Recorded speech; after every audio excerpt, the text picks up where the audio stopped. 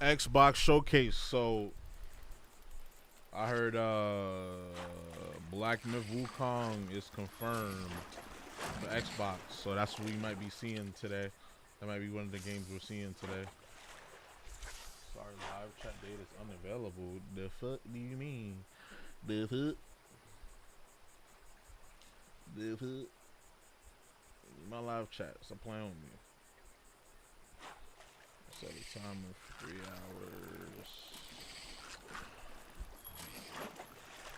10 push-ups. 10 push-ups per super chat. 10 push-ups per super chat. That's 50 push-ups.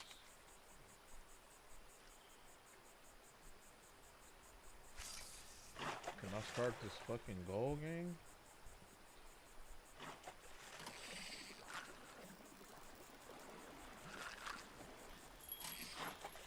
Start a goal. Alright, let me go ahead and get this shit started. 5 super chats.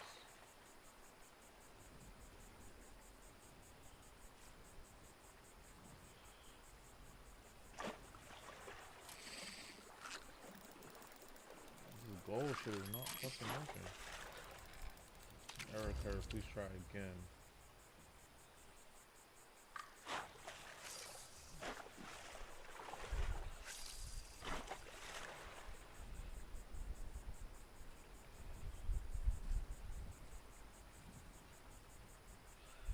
My Wi-Fi has been sketchy, I ain't gonna lie. What the fuck?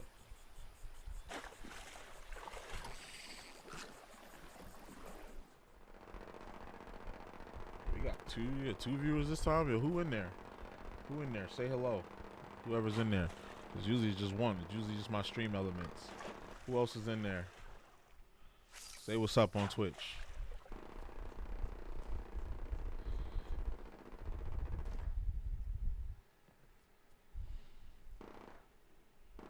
I'm gonna put my camera on in a second. Well, you already see me. It's already on.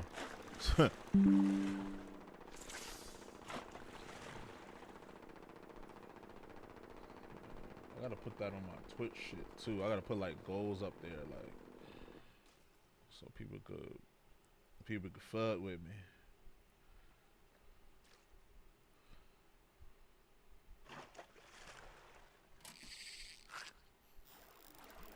Damn, I can't set the goal? Come on, bruh.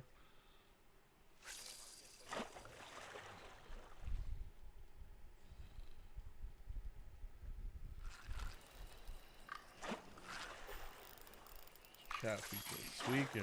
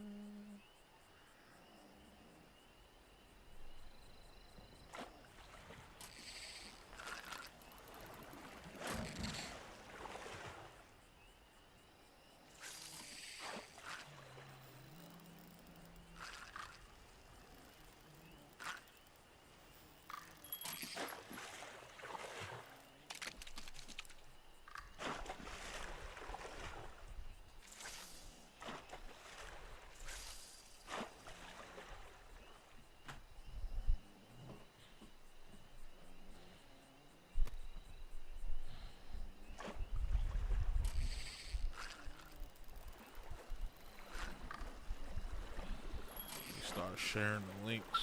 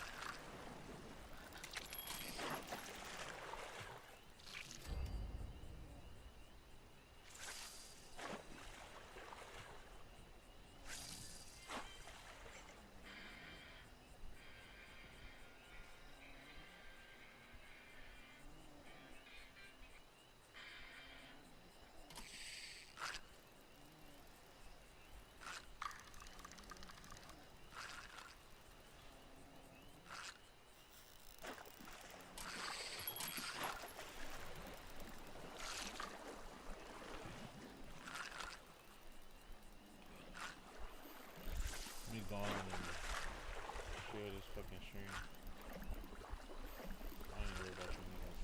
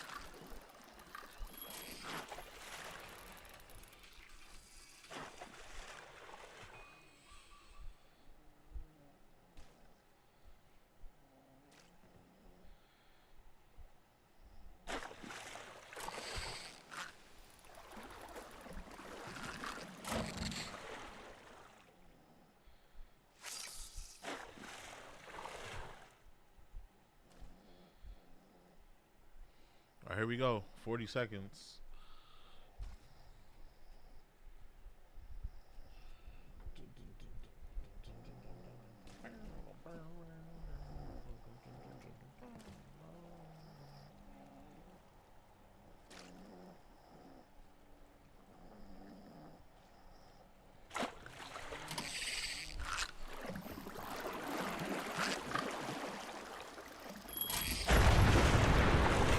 Here we go.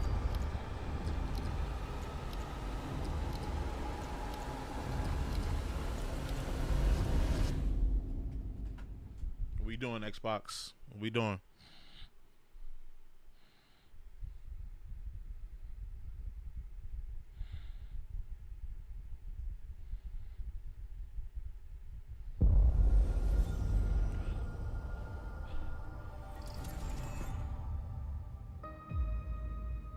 Uh-oh. Is this that Clockwork game? Looks like it. Invasion of Arcadia, day one. Do you think I care that the colony is in disarray? We didn't come to Arcadia to get bogged down in pointless warfare. We came to spread freedom and liberate resources for profit. But this pesky Earth Directorate agent is mucking things up. They're not alone in doing so. And they think they can just choose how things play out. They could stop us from stealing the Protectorate's brainwashing technology, which we need to improve our market share. What if this stranger aligned with the Order and that world computer of theirs? That could be the key to closing the rifts that threaten the colonies. So, you see why this menace must be wiped from the face of existence. Or, better yet, brought to our side through the power of capitalism. Bye, bye, bye, bye, bye, bye. Now, let's get out there and buy our way to victory! Okay, gameplay. I'm yearning and earning. I think this is that Clockwork game. My heart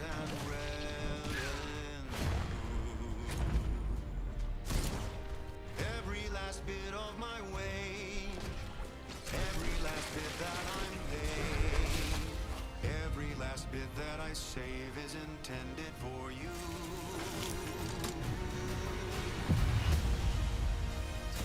Obsidian Entertainment.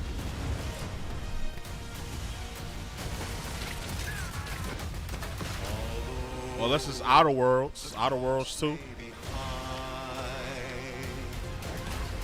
One day, I know you'll be mine. Someday, perhaps I'll own two. For now, I'll take one that's brand new. 'Cause I'm yearning and burning for you.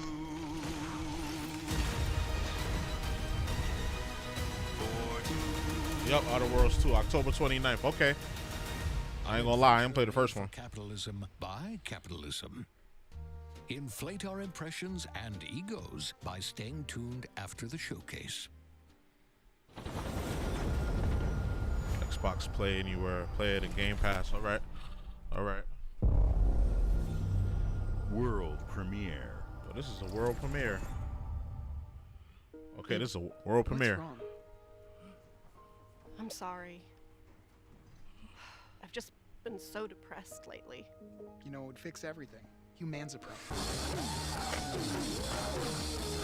In-game footage. I'm gonna call a cap on that until I see it.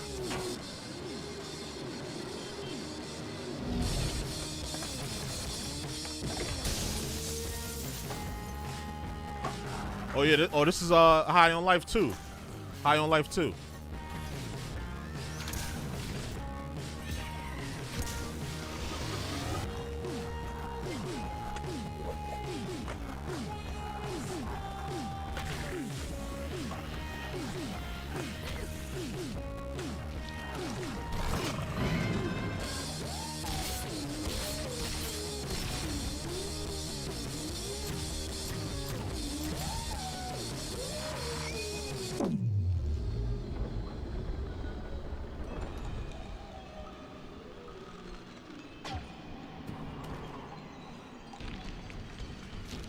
Yeah, humans are barely sentient.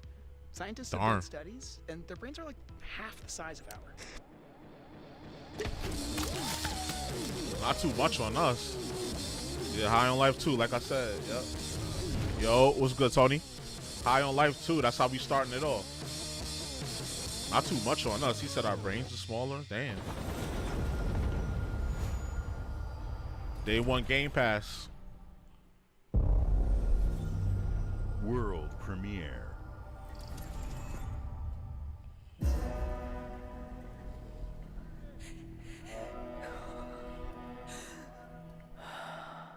What's this?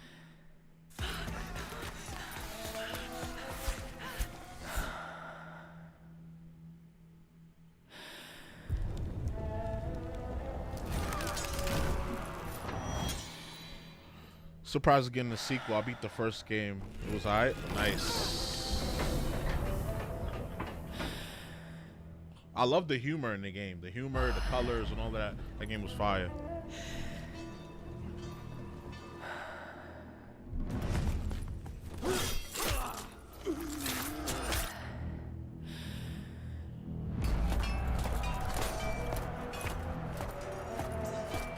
This is some gladiator shit.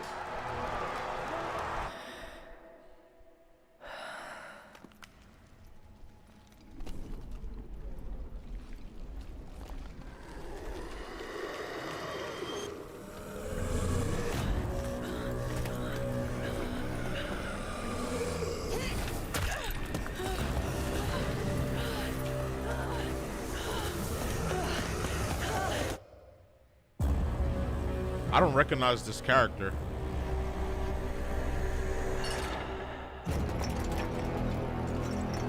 Resonance. Oh, Plague Tale. Oh, okay. Oh, shit. Okay. I dig it.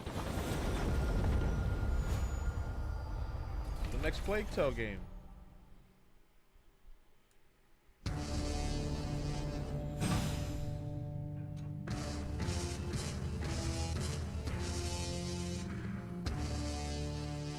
What is this? Portable Xbox. I beat both Plague Tale. Nice. A new controller. Oh, a portable. Man, that whack ass portable. I don't care about this. I don't like the design. I don't like it. It better be less than $500. It better be normal. I already have a ROG Ally though. I don't know if I need this. Yeah, I already have a ROG Ally. I don't know if I need this. Yeah, I definitely don't need it. Your games, seamless play. Stream from the cloud.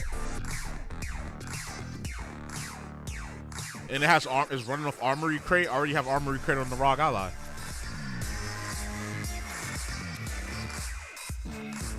The freedom of Windows, the power of Xbox. Xbox inspired controls with impulse triggers. I don't care about no impulse triggers. Okay, you got Ryzen, the Z2. Okay, it has a new Z2 Extreme chip. Okay, Z2 Extreme chip. This is an Xbox. ROG Xbox Ally X. The ROG Xbox Ally with the Z2A and the Z2 Extreme. I don't know. At Xbox, we strive to put the player first. And that's what you've seen from us over the years. We've led the industry with backward compatibility. We championed crossplay and cross-progression. We deliver Game Pass. I feel like it's lazy. Then on PC and with cloud gaming. So what's next? How can we give you even more freedom, more choice, more ways to play? Our next step is to unify your gaming no matter where you buy or play. So we're building an Xbox experience designed for players, not locked to a single store or tied to one device. The Xbox Ally is an Xbox you can hold in your hands, bringing together the power of Xbox and the freedom of Windows. On this Xbox, you can play games across your entire library, including all the Windows PC game stores, from Xbox and Battle.net to Steam, GOG, and Ubisoft Connect. And the highly anticipated Hollow Knight Silksong will be available at launch and in Game Pass. PC are expensive and ain't gonna be no in fact, 500. Every new game you see in today's it's probably gonna be more, yeah. Playable on the Xbox Ally. I already got the ROG Ally though. Always wanted you to have the unique experience of Xbox on any screen. That's why we're investing in Xbox Play Anywhere. Whether you're playing on console, PC, smart TV, or any Windows handheld like the new Xbox Ally, the Xbox experience roams with you. Your library, progression, friends, and achievements. Sarah There are over Bond 1,000 Xbox Play Anywhere games on Xbox today. And every new game you see in today's show, from our partners and our studios, is Xbox Play Anywhere. And because it's Xbox, you can always have access to Game Pass with a diverse lineup of games from the biggest franchises to critically acclaimed She 47? Damn, Black don't crack. She don't look 47. She look 37. Have. Any game, anywhere. And we are giving it our all every day to make this vision real. But it all comes back to the games. From Dead to Rights on the original Xbox to Armored Core 6, our relationship with Bandai Namco Entertainment has stood the test of time. Right. We both believe in bringing amazing experiences to players around the world, and their next game does exactly that. From Rebel Wolves Studio, this is a story-rich action RPG. I need this game. Dark fantasy that I can't wait for I you need to this explore. game. Blood of the Dawnwalker. I saw the enjoy the trailer. rest of the show. What? I saw the trailer a couple months ago. This piqued my interest. I'm not gonna lie. Let's see what they talking about. Yo, Ducky, what's going on, brother? Oh, you switched chats. You switched chats this time. I'm sure people are gonna be hype about this, but at that point, just get. Yeah, I have a Steam Deck and I have a ROG Ally. I don't need this. I'm not gonna buy it. Unless I trade the ROG for the Xbox handheld. At our weakest, they came out into the But light. I don't even see myself doing that. We feared for our lives. But this right here, I've been waiting for We this. should have feared for our souls instead. The vampires didn't come to kill us. No, they came to rule. To turn us into mindless, docile cattle. Not me, though. They tried to change me into one of them. But I became something else instead. Different. My man built different. Their worst nightmare.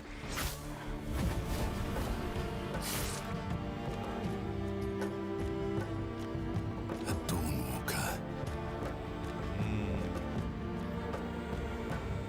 Trapped between the two worlds. From the Witcher devs, yeah. Fighting to even the score. Fighting to understand the evil behind it all. He is out there watching. Uh-oh, choppy frame rate. I saw that.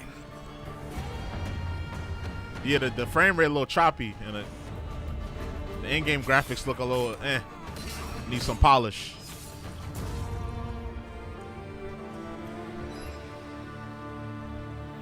But I'm liking what I'm seeing other than that. Blood of the Dawnwalker, yeah. Coming 2020. I had a feeling it was coming next year. Yeah, I'm definitely going to keep my eye on that game.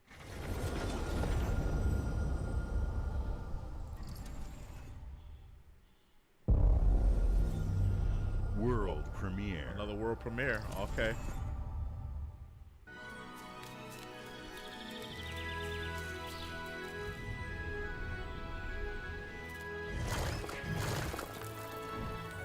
Why they got a Mario tunnel? What is that, Super Meat Boy?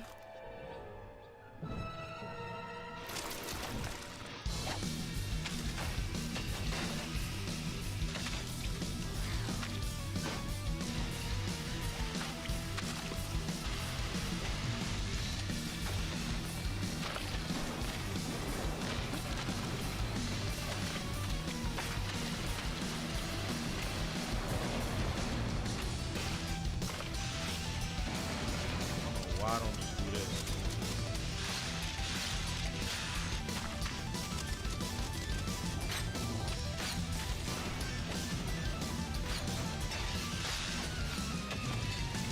Super Meat Boy!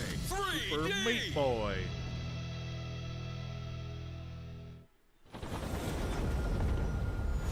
Xbox Anywhere.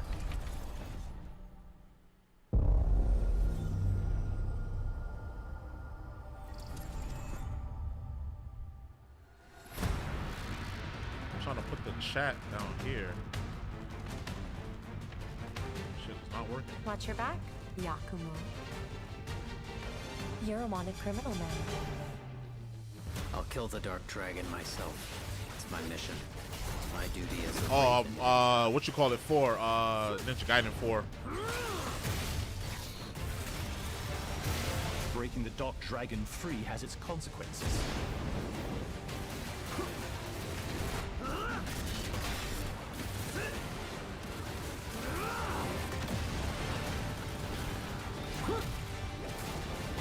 This is it. Sayori. Ryu, there's something I need your help with.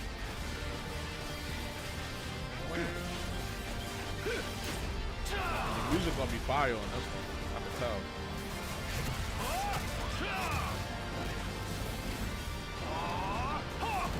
I forgot to share my joint to the story. I'm tweaking.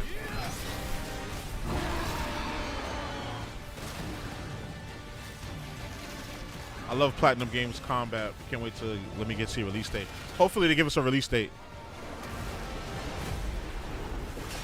Graphics look fire. The this is a very polished looking game. The Dark Dragon is mine. Ninja Gaiden 4, yes sir. The streets need that. October 21st. Okay, bet. Say less. I'm here for it.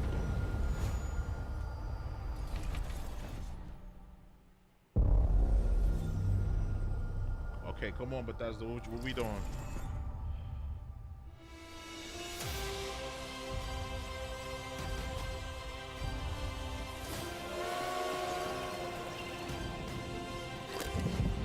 Here we go. Good luck, Indy. Indiana Jones DLC.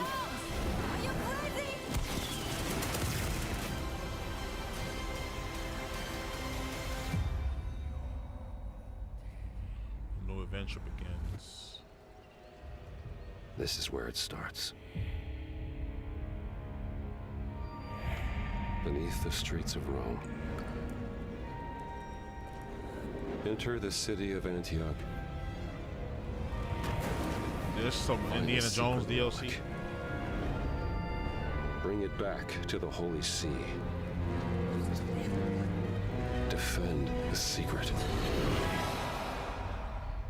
They worshipped the giants.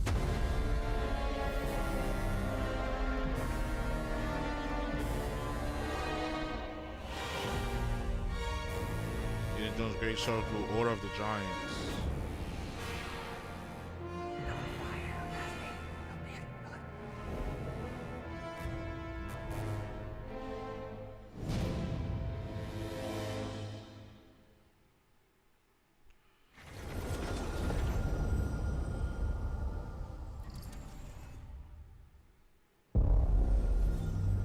World premiere.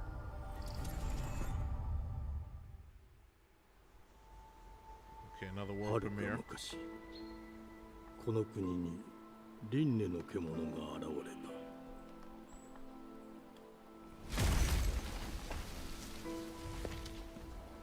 I still haven't beat the game either. The Indiana Jones one. What is this? あらゆる生物を蝕んだ。 Oh, Game Freak? Okay. Come on, Game Freak. What we doing? Is this the Monster Hunters Fortnite game? Or is this something new?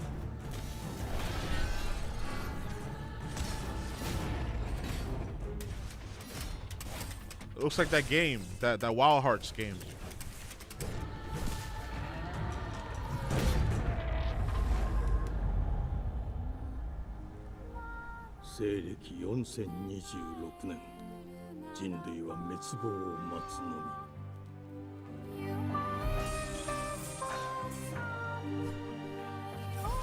Uh-oh, they're gonna say it's woke because it's a female lead. She's not like, she don't got her ass and titties out. Beast of reincarnation. Emma the Sealer. Got the blade towards the beast of reincarnation. Okay. We gonna keep an eye on that.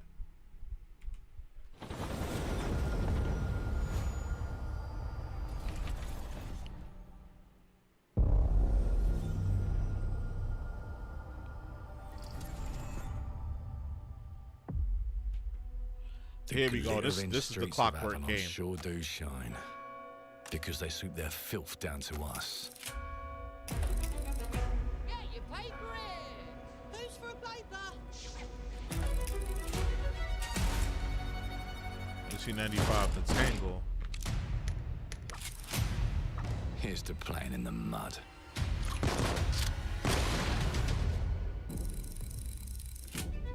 And Exile Entertainment. Life here ain't for the soft-hearted. You will be paying me back until you fucking rust. It ain't for the spineless. Keep your filthy pickers off me! And as sure as shite ain't for the decent. That's a clean sweep for one. There has been a crime! Justice itself has been affronted! I have been burgled! Lord Griswick. Bertolt! Yes, I got that part. Do you know anyone who might wish you ill?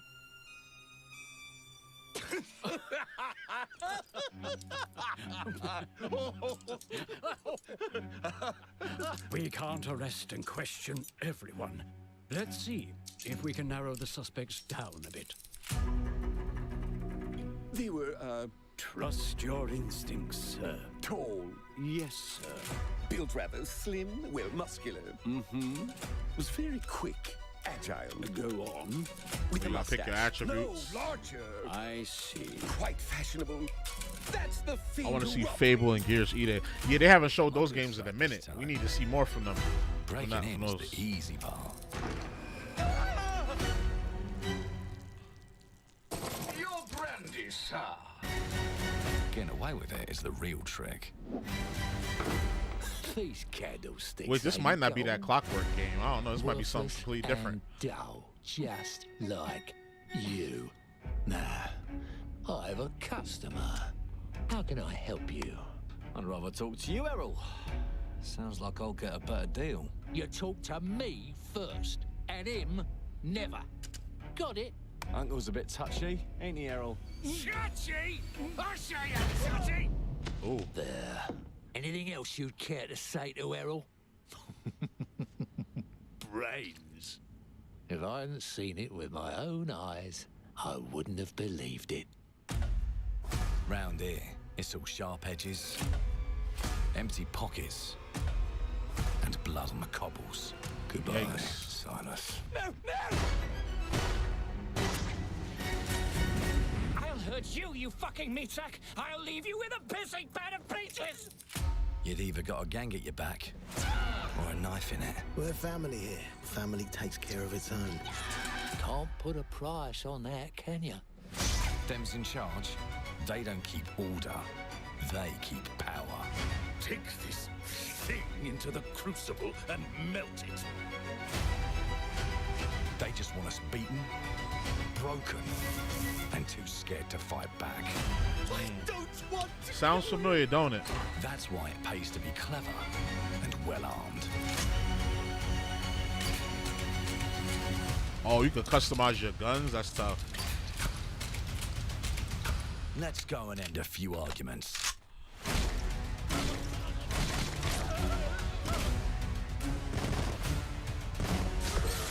Don't get cocky. They've got a weapon far worse. Time. And if they can rewrite history, they can rewrite us. But look who just found Mummy's keys. Now I can fiddle with time. Put the bullet back in the barrel.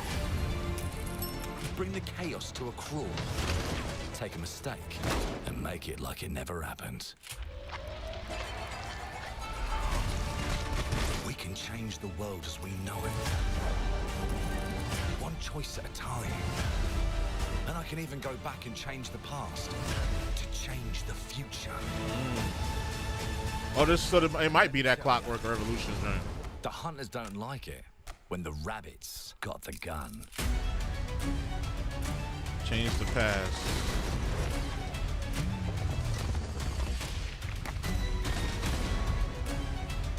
Control the future.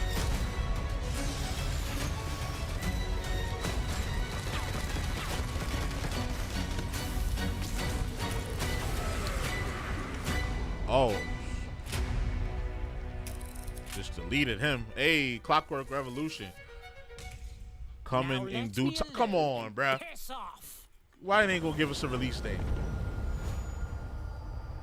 It is, I could tell, yeah. Once you start fucking with the time, I was like, yeah, it's that Clockwork shit. Our creative teams are dedicated to bringing players award-winning, record-breaking, critically acclaimed games. Call of Duty, Black Ops 6 from Activision, Doom, The Dark Ages from Bethesda, Diablo 4, Vessel of Hatred from Blizzard, and Avowed from Xbox Game Studios. All of our teams across Xbox First Party are shipping their most played games ever, and they're also delivering more content than ever before. From original single-player experiences to vast online worlds, our teams are empowered to build the games they've always dreamed of. We want our players to have the choice and flexibility of where and how they play the games our teams make. So of course, our games will be available day one in Game Pass, and every new game we make for both Xbox consoles and PC will be Xbox Play Anywhere. On behalf of our creative teams, thank you. These experiences don't stop. No release date when is you put crazy. down the Like, controls. that just blew me. As I'm not you've gonna seen lie. in recent years, That's a cool game. more and more of our characters, stories, and worlds are expanding to brand new audiences through TV and film. A Minecraft movie and the Fallout TV series broke records and brought millions of players into the game. I still gotta watch We that have more TV show. I projects haven't in the gotten around works to it. as This and gaming Twisted Metal. continues to influence I wanted to film and see. television like never before. When it comes to growing new franchises, Obsidian is having a year like no other. From launching a blockbuster new game like Avowed, to the yeah. upcoming release of the Outer Worlds 2 Outer Worlds this 2. October. Outer Worlds 2 looks really Obsidian good. is They always really delivering did their great big one with that. And they have a third game launching this year. You'll get to go deeper on it in our direct, but until then, let's take a look. World premiere.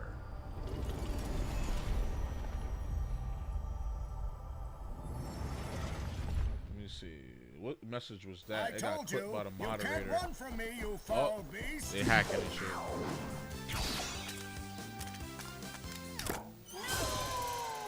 With new flexible legs, the yoke girth action figure can ride anything. Yoked girth is crazy. That is crazy.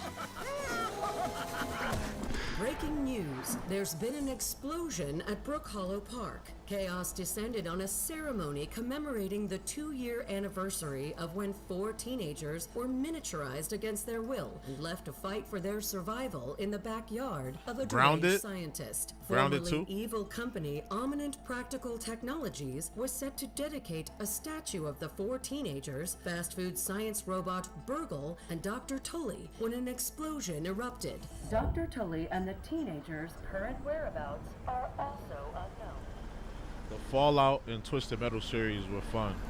I never played Fallout, so went into the show blind. Yeah, I played Fallout before. I kind of know the premise. I heard that the that actress is really good, the main character. So I'm definitely gonna check that out when I get the chance. And I know Twisted Metal, they're getting a season 2, so I'm pretty sure that was good too. So I'm definitely gotta check those out. I think it's on. Those are on Prime, right? They both was on Amazon Prime.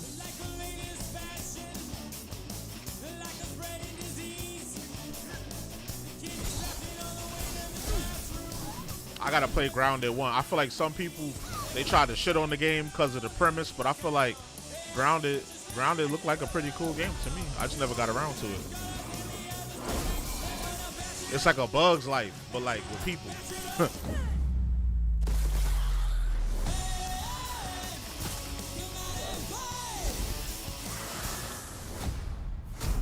Grounded 2.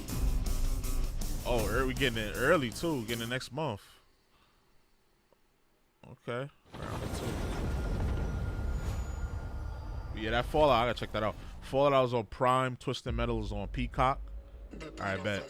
I have Peacock, and I have Prime as well. Bet. It's a survival game, which is trash. I mean, if you're not into survival games, yeah, it'd be trash, but I mean, I would still give it a try. Oh, this is that Chronos. Yeah, I've been wanting to see this. This is like some Dead Space shit. The behavior pattern of the orphans populating the area is highly unusual.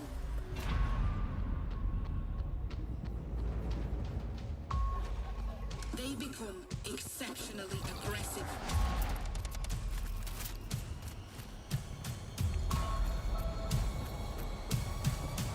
Yo, this game looks good, I ain't gonna lie. It is highly recommended to proceed with caution. The detail is like disgusting. Like, it's disgustingly good.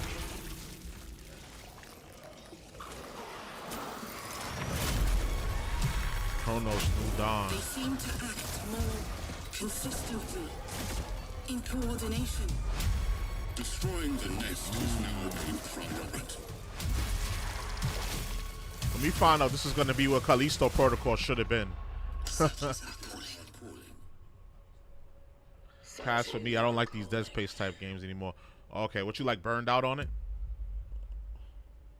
Yeah, I'm gonna definitely check that out.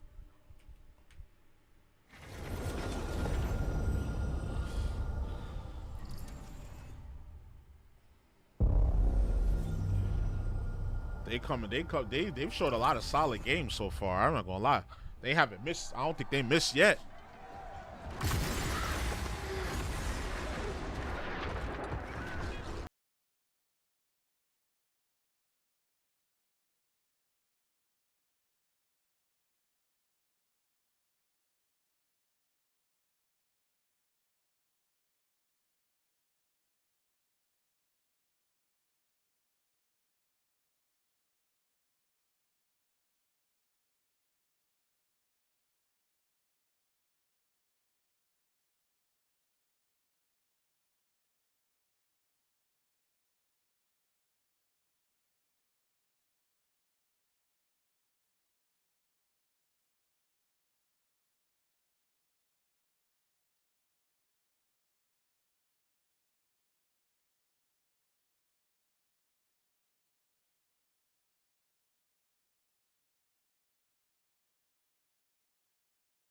body of work so far. But I will say that last state of play was decent. I'm not gonna lie, that last state of play was decent. And the last showcase was decent too. But I think Xbox got it.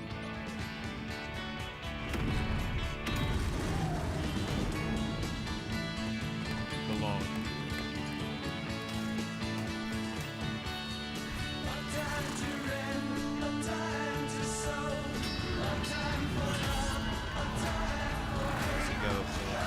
Change the server-wide event. Take down the rising walls this October.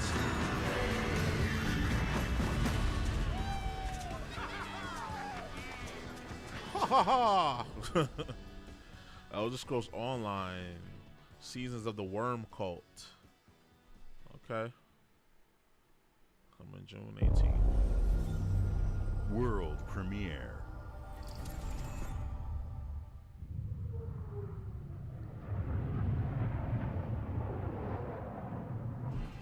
Mayday! Mayday! Hold one to mission control. We're falling. Oh no, you're cooked, sis. Thomas, the ship's breaking apart. There's no time. Evacuate now. Thomas, come in. It's not a sci-fi game if somebody doesn't come crashing in from space. New world to save mankind. Putting their games on PlayStation hurts them in a way. It does, but in a way it doesn't, because that's their strategy. Their strategy is to like get away from like solely focusing on the console and taking the platform of Xbox and like spreading it out. So they still going to make money.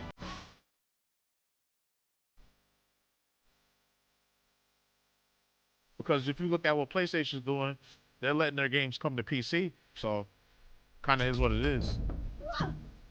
That console war shit is dead, bro.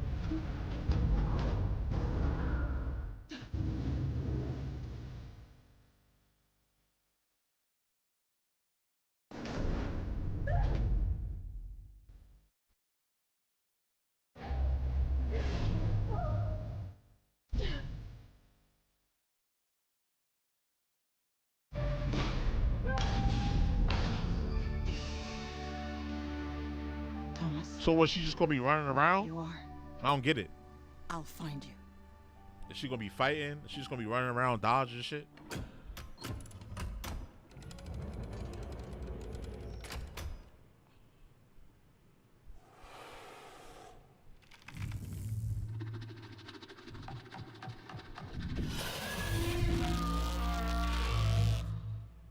Oh hell no.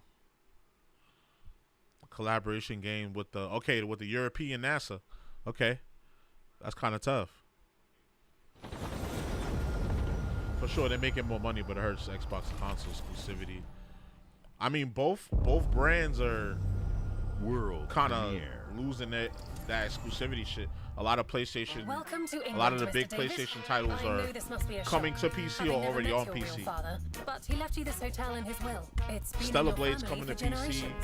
Much like the caretaker. The Last of Us is already on PC. A little eccentric. You'll see. Ratchet and Clank's already on PC.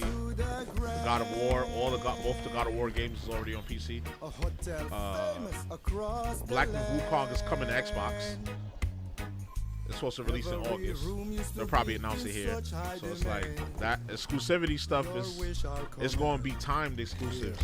For what I see, I don't know. Well, hello there. It looks like you're about to do some renovations. Would you like some help with that? That's PC. I'm talking about console. Imagine a PlayStation game to Xbox.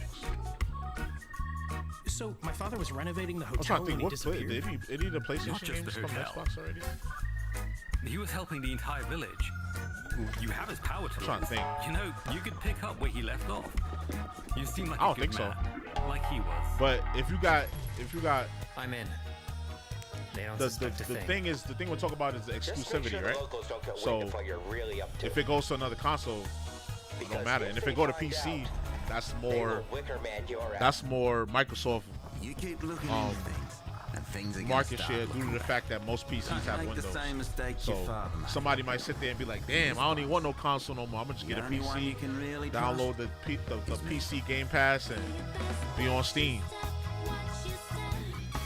So I get what Xbox is doing. I get what you're saying, but Xbox is ultimately they don't.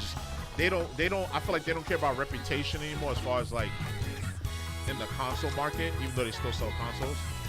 They just want to just make money off the games. God of War, Spider-Man, Last of Us, Ratchet Clank on Xbox. That'd be fire. I'll play that. That'd be fire. Ratchet and Clank on Xbox will go crazy. I ain't gonna lie.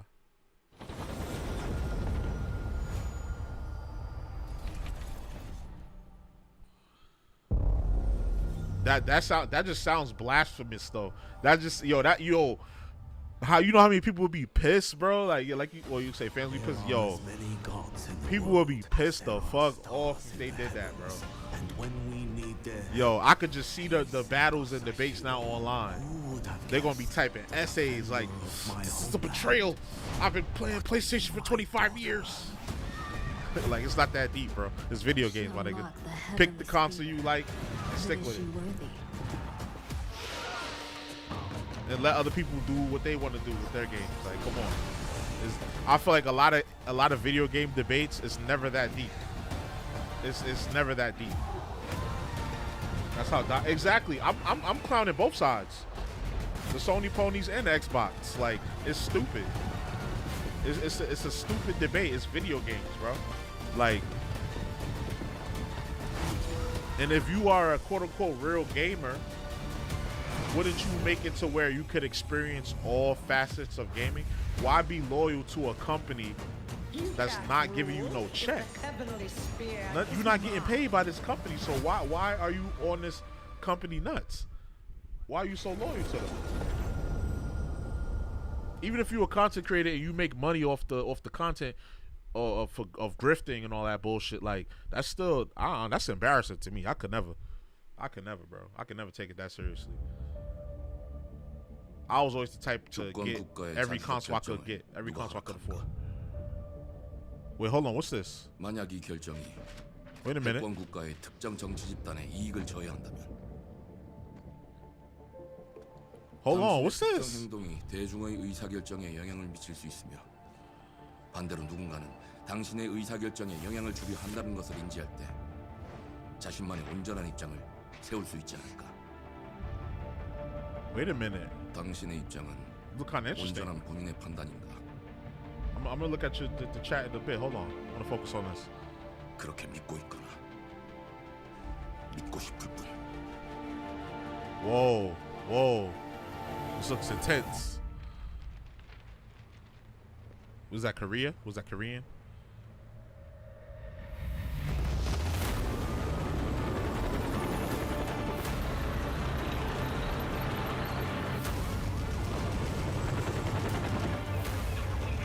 Whoa. Hold on. I know what this is. What's the name of this shit? I know this game because I be following their YouTube channel. Project something. I forget. 당신은 무엇 때문에 분노하나? I know this game. Project TH or TR or something like that. They don't have a name yet. 당신의 분노는 스스로 결정한 것인가?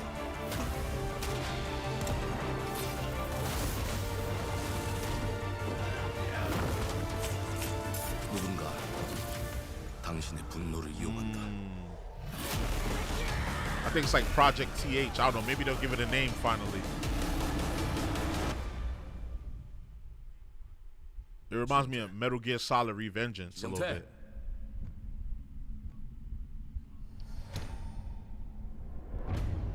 Oh, he different. Mudang, 2 Hearts. Oh, that's why it was called Project TH or whatever it was. 2026. Yeah, I'm keeping my eye on that. Now, what y'all talking about? You said, Tony, you're limiting yourself by choosing one console. I own everything. Facts. I try to get everything I can every world generation. Premiere. And I got PC. And then Ducky, you said people love tribalism. They'll die on their own hill, which is so ridiculous, bro. Like, that is a dumb hill to die on. Very dumb hill to die on. I feel like people base their identity and their personality on material things, and I don't know. I'm sorry if y'all do that, but that's lame as fuck to me, bro. It should be based on your character as a person, like things you experience in your life. Like, go outside, my guy. Like, meet people, talk to people. Don't base your personality and your lifestyle on your loyalty to a company that's not paying. These companies do not care about us. In fact, they do not care about us. They care about our dollar, but they don't care about us. These companies could give a flying fuck.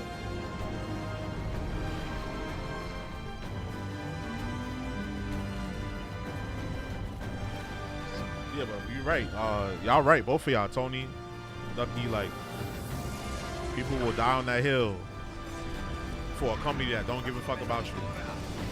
They just want your dollar. Because they make those statements here, we care about our gamers, we care about our community, but ultimately, you care about if they're going to keep paying. If they're going to keep paying. Like, let's be for real.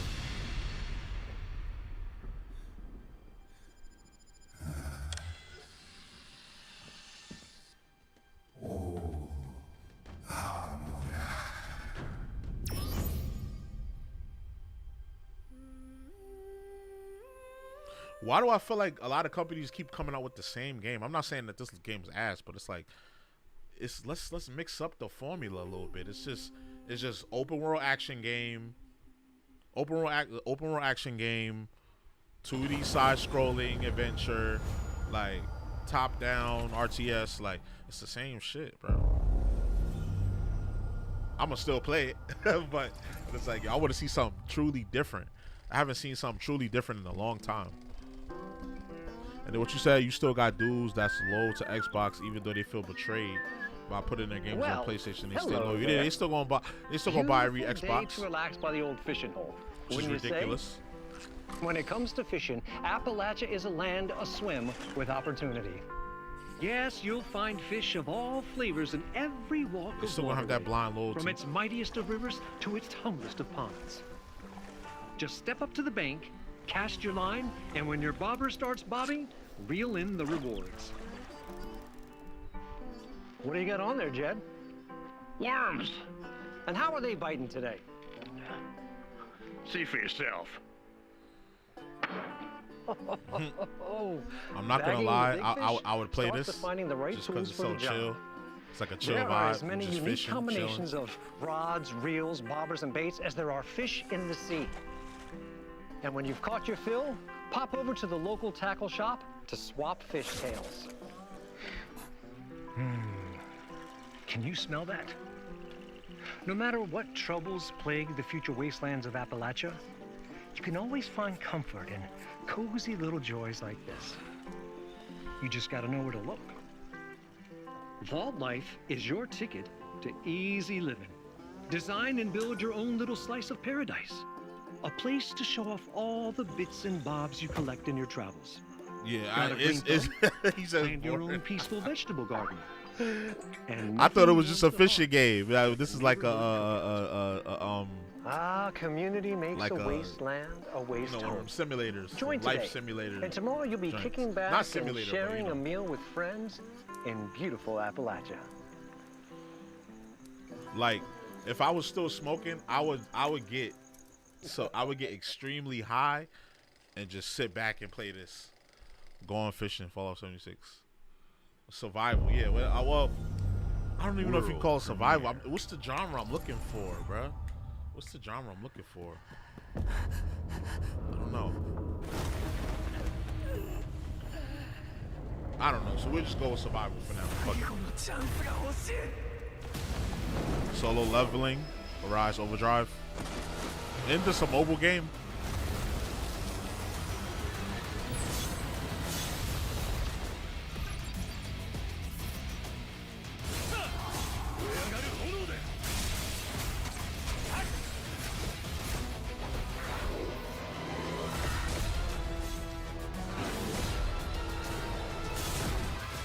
My son is out here just going crazy with a regular fit on.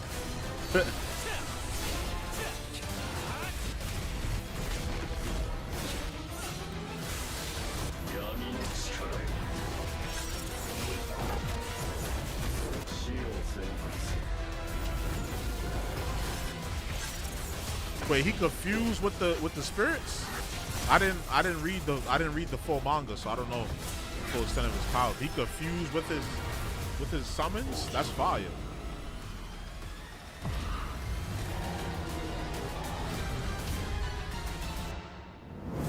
Okay, coming in fall. Wait, I don't see Game Pass. So that means you're gonna have to pay for it. It better be $20. World premiere. Paw Print Studios. Let me see if I can put my goal up now. I've been trying to put the goal up forever.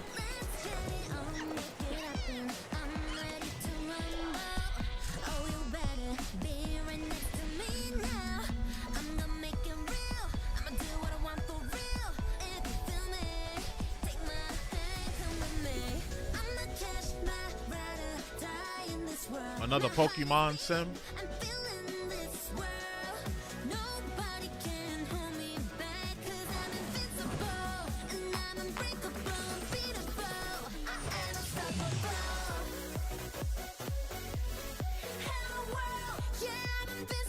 Okay, finally.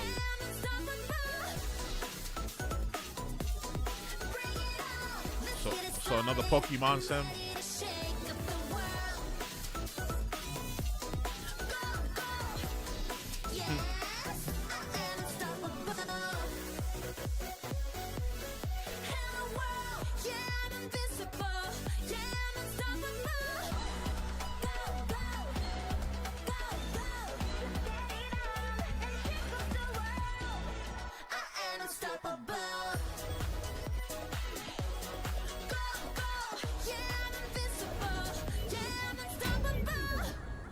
Animo coming 2026. Okay.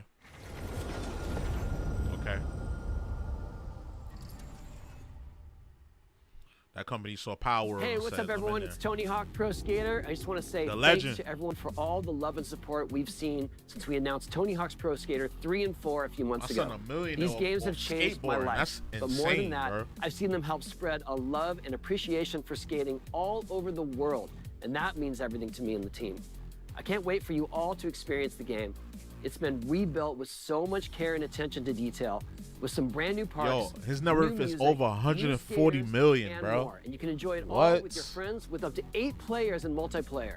Tony Hawk's Pro Skater 3 skateboarding, and like 4 that is officially drops nuts. July 11th, and we have a lot more surprises to come. Check out the launch trailer now.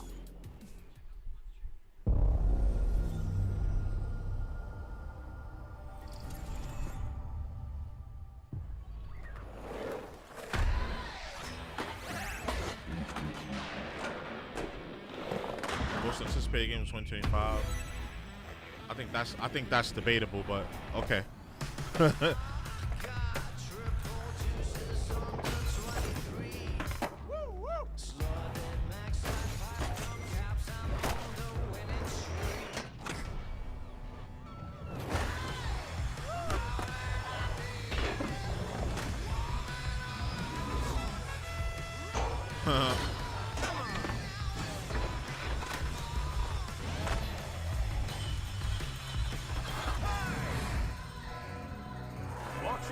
Now they just got to remaster Tony Hawk Underground. The Underground series. That shit was fire.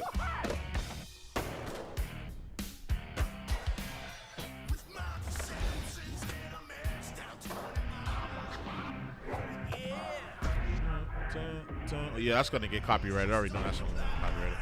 Hey, Ninja Turtles, let's go.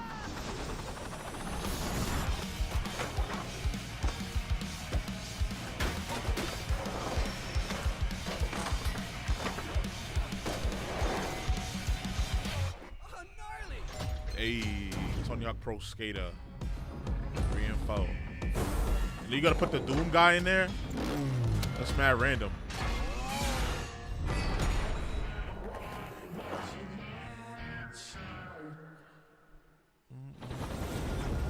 July 11th, okay. On the Game Pass, so I don't gotta buy that. Bet, say less.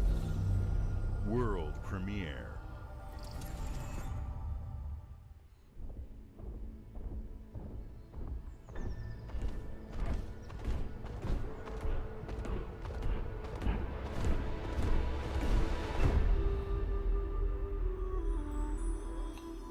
creators of Spiritfarer. Don't recall that one. I'd have to see it.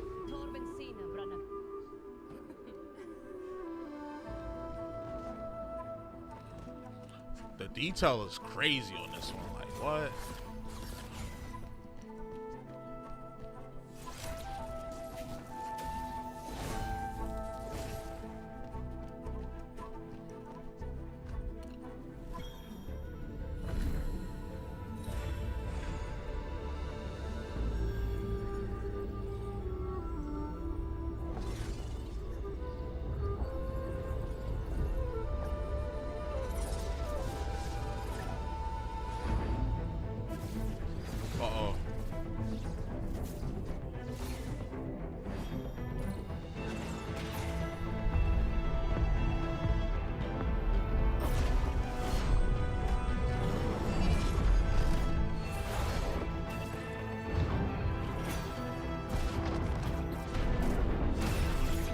Looks interesting.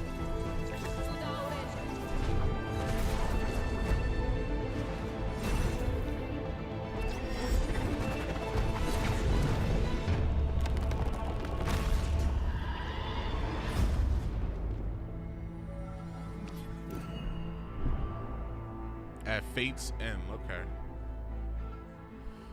A lot of 2026 games.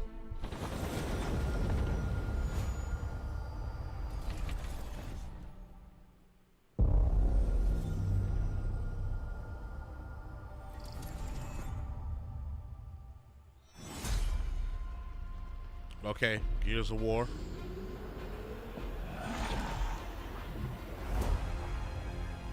Experience the groundbreaking originals. Oh, so this is reloaded. This is reloaded.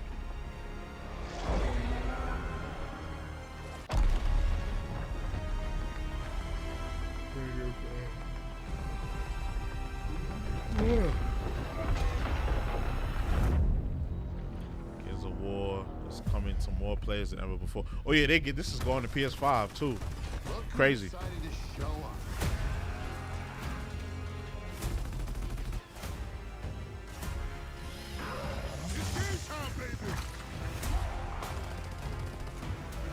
Think you can still find your way back home, Phoenix?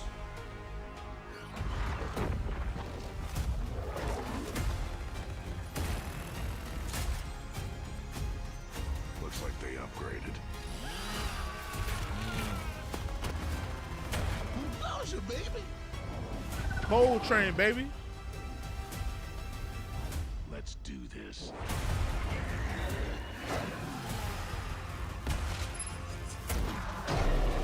This is Hammer of Dawn. Awesome.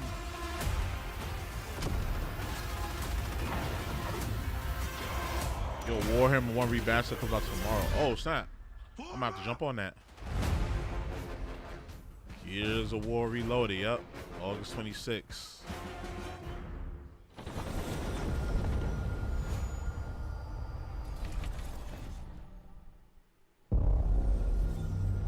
World premiere. Wait, you been Warhammer? Oh, Space Marine? Space Marine? Cause this is mad different Warhammer games. I just thought about that. This remaster looks trash. You think it looks trash? What? You crazy.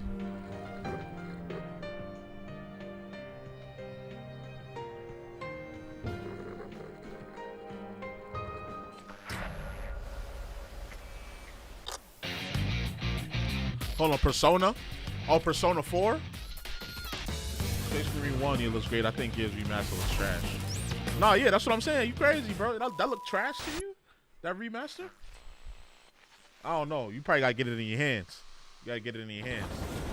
Persona 4 remake, I'm definitely gonna play that.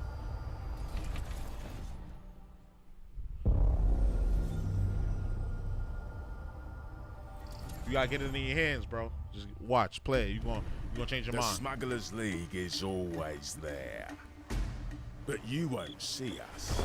Doesn't look like much You different won't than previous hear remasters. us. Nah, you know what's crazy? I was And doing the a only video way you'd ever know for when they announced is Gears if Reloaded, that's what we and I went want. back and I played the remaster. And as smugglers, We To did me, it because honestly, others the are trailers afraid to look have better than what I was guns, playing. I don't know. explosives. Maybe I'm And just don't gassing forget the it up too rum. much, but to me, it did It's a look better. life of danger like no other. So I guess my question is, can you handle that? What is this, Sea of Thieves? A new role to Getting your play. hands on gold is one thing, but you should know that this is what we're really after. The bigger the boom, the better. Discover explosive loot. Smugglers need to be adaptable. It's more than moving under moonlight and shadows.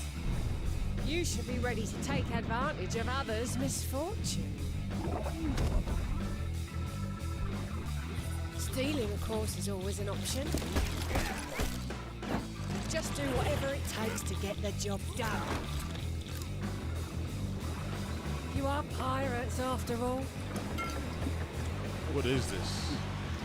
Welcome, my friends, to the Smugglers League.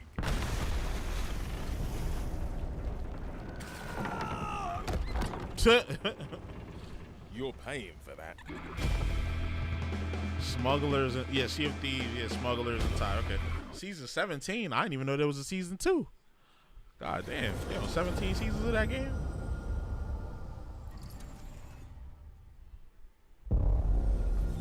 World premiere. Oh, world fucking premiere, not a regular premiere. Hold on, what is this? This is ridiculous. Please, come on. Invincible? An Invincible game? You lying? You lying? I know you lying. I saw Yellow. I saw Skybound Entertainment. I know they made the mobile game. Oh yeah. Had enough yet? No, Dad. Telltale game.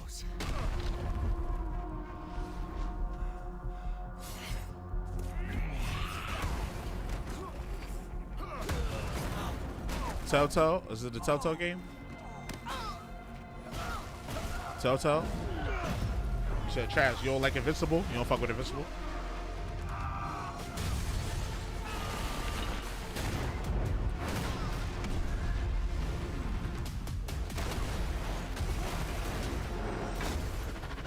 I hoped you'd understand why I had to do this. Oh, that's my alarm. Accept our rule or die.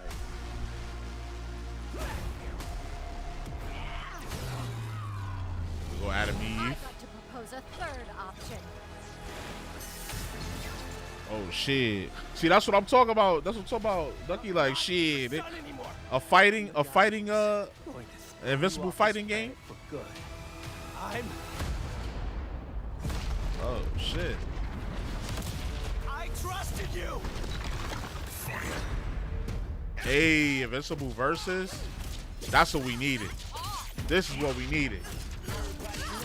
Nah, this is gonna go crazy. I'm with it.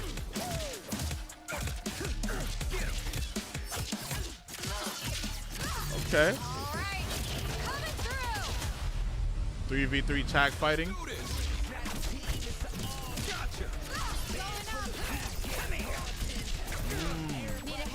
It reminds me of Marvel vs. Capcom 3 Ultimate. That's what this is reminding me of. Hold that. I am ending you. I see it all now. Uh-oh.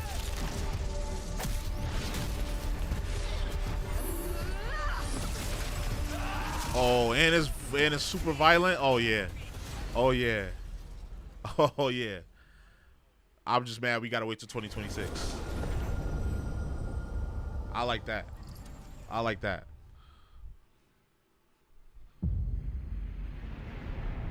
The wait is almost over. For what? Square Enix, okay. Rebirth on Xbox.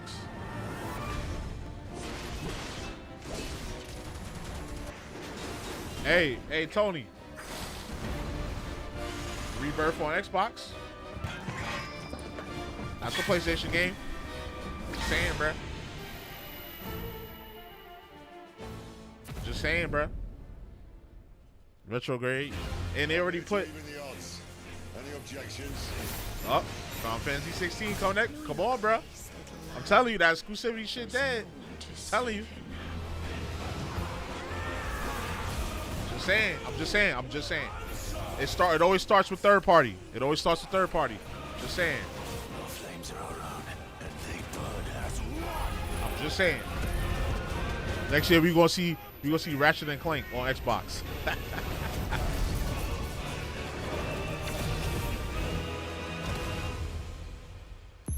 Final Fantasy 16. A second claim upon her being, but she may yet be saved by you. Available today. Oh shit! Come on, Xbox players. If you never played this game, definitely play that. It's like Devil May Cry Final Fantasy. And PS5, nah, I'm gonna go broke between Pokemon cards and the PS5 stuff coming out. Nah, I feel you. I don't know how we gonna do it. At least a lot of this stuff is on Game Pass though. Pokemon card. Oh, you collect Pokemon cards, Ducky? I was thinking about starting to do that, but I already collect Yu-Gi-Oh, and that is an expensive hobby, so I'm not even gonna play with myself. I'm even gonna play myself with the Pokemon stuff. Square Enix, bro, they ain't first party PlayStation Studios. Don't matter. A PlayStation exclusive. It's coming to Xbox. It don't matter, bro. It always starts third party. I'm telling you, watch. The chips is gonna fall slowly. People said Gears was never gonna come to PlayStation. It did. People said Forza. Halo's gonna come to PlayStation. Watch. And then you're gonna start seeing Ratchet and Clank. Last of Us, all that is gonna go to Xbox. Watch. Nah, bro. Nah, it don't matter. Watch. All right, we gonna wait. We gonna wait and see.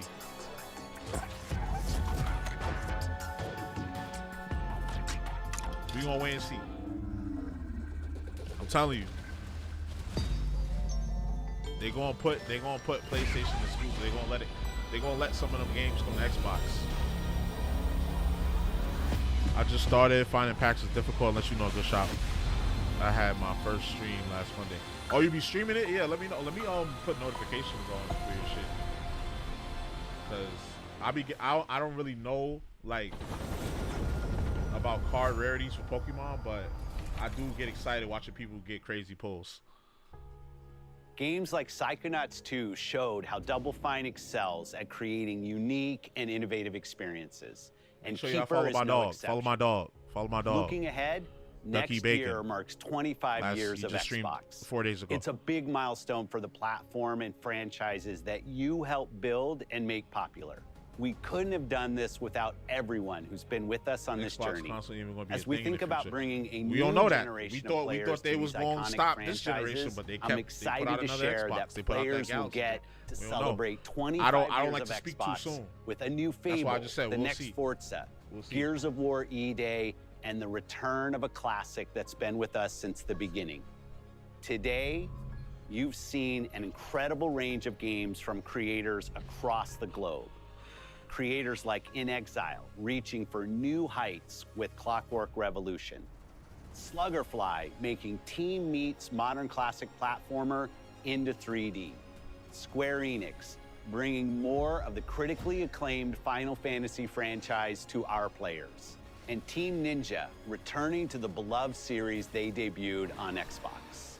You've also seen the next Xbox hardware release, our Xbox We're not buying handheld. that.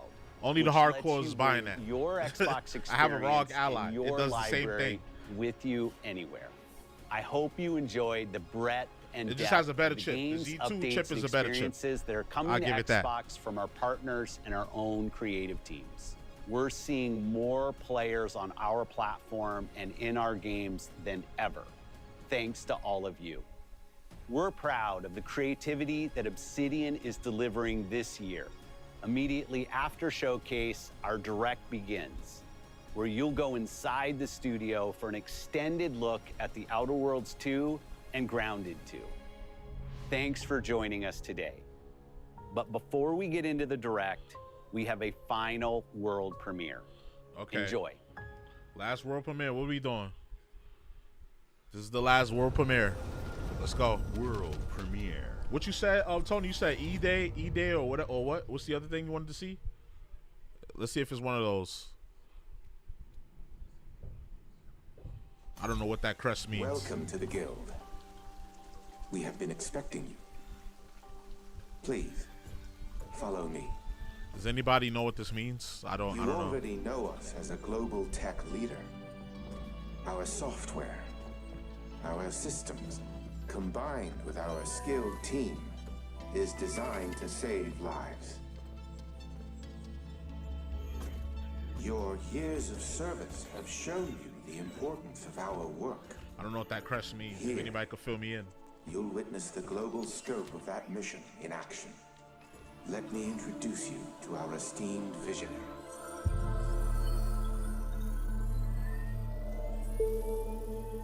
For too long, we have been bound by outdated systems, accepting limitations instead of redefining them. The Guild is safeguarding tomorrow, now. We are pioneering the future of protection worldwide. Our advancements are designed to elevate everyday life, reshaping the future of technology. Wait a minute.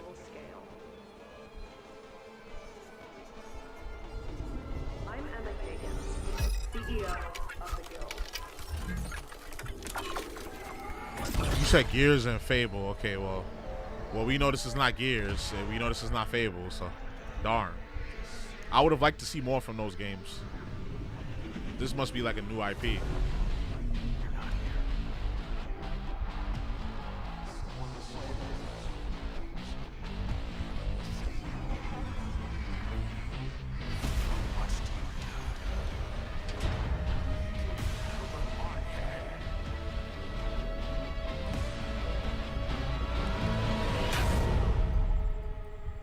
Yeah, it's got to be a new IP.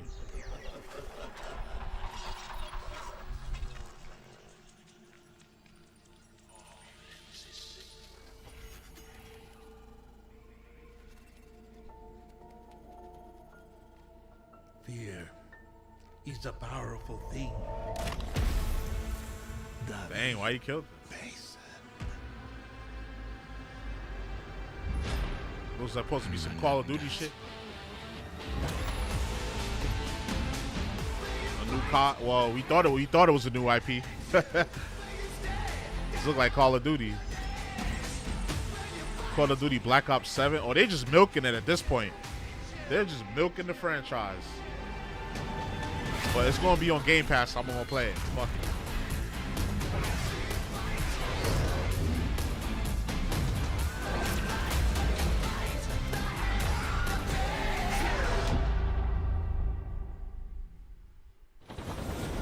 They're just milking the COD franchise.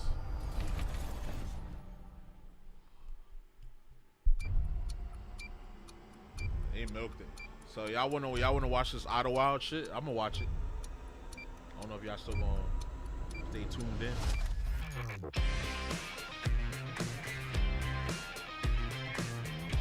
Every year, yeah, every year they be putting that shit out. Like, the fuck?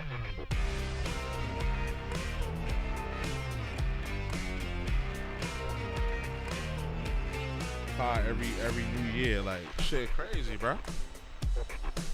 Welcome to Obsidian Entertainment. We here at the studio have joked around that this has been the year of Obsidian, without releasing early this year and now ending the year with 2 more games. And what better way to cap this incredible year for us than by doing what our studio does best, sequels. That's where I come in. You can get out of here, Fergus. Thank you so What? much. No, you're doing great. You nailed it. The sequel is the lifeblood of every great franchise. Think about it. The original creates the world and builds fandom, but the sequel, that's what makes it worth remembering. No sequel, no hoverboard. No sequel, no dual SMGs. No sequel, no raccoon tail. No sequel, no Zune 2. Which doesn't really exist, but I wish it had. I wish there was a Zune 2. I loved my Zune. There was a Zune 2? I love Zune. I had Zune for years. I had 2 sequels Zunes. here at Obsidian. And I I had have the first fat sequelized Zune and I had the everything. Zune HD. Blockbuster movies to AAA video games to my first marriage. So trust me, I know what I'm doing. Come along on this journey with me. Part 2. This game looks really sharp. I like how they I don't know what engine they made this in, but it looks really sharp. I like this game. I like how this game looks a lot.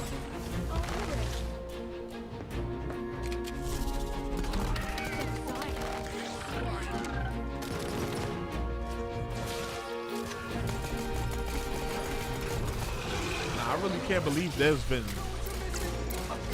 no sequel, no revenue type shit.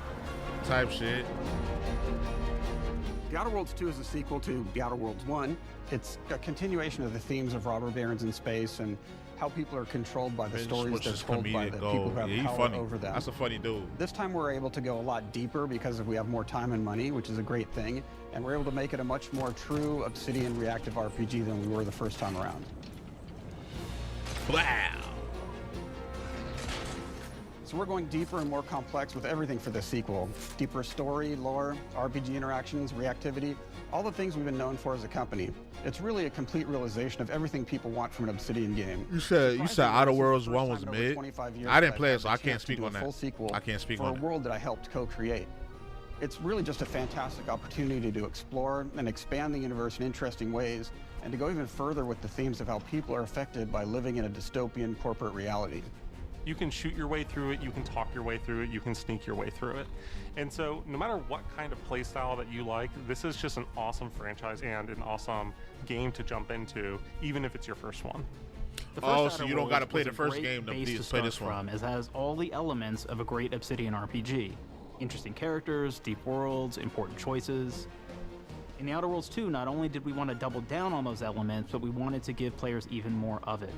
We've also put a lot of investment into skills and traits that impact things like combat, conversations, and areas that we call RPG interactions, which are the part of the world where players can use their specific skills, perks, and backgrounds to solve problems in unique ways in our new, bigger worlds.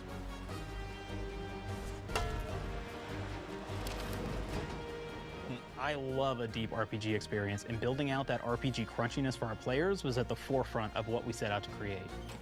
We prioritize those deeper RPG options with different character builds and combos so players can express their role-playing power fantasies. We also have different equipment options for different playstyles and different companions with different abilities.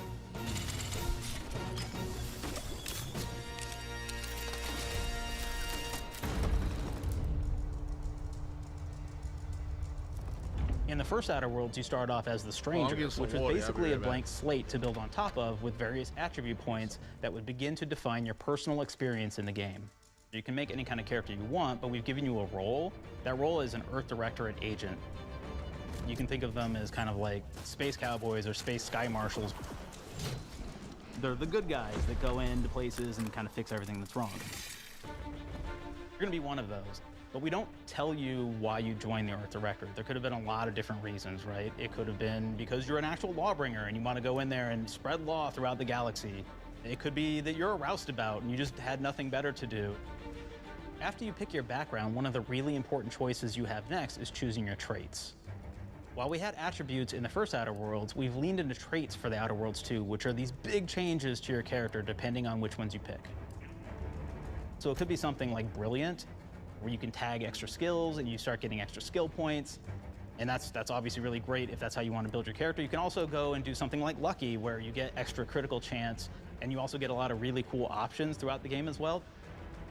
Of course, we brought back Dumb, so players love the Dumb option. Tell me, do you believe in signs?